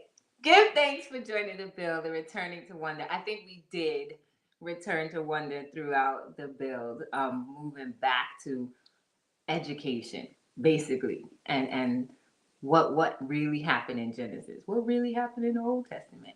Give thanks for all of you, all of your shares. Okay, is this a live trailer? Maybe. Give thanks for all of your shares. Thank you. Much thanks to all of you on Clubhouse, Ema Yakira Eden, Master Menulek, Abaras Kush, and those of you who are also in the off stage. The replays are available once this recording is over. Give thanks for all of you in YouTube and Facebook land. Make sure you share this video and engage in the comments. And yeah, would you want to see like some little shorts of biblical stories that's not churchy? You know, put it in the comments. Share the video. Like, share, subscribe. Give thanks. Enjoy the rest of your first day. Dominate it. Peace, everyone. Give thanks, everyone. Give thanks, CPO. Peace, everyone. Give thanks, CPO. Thanks for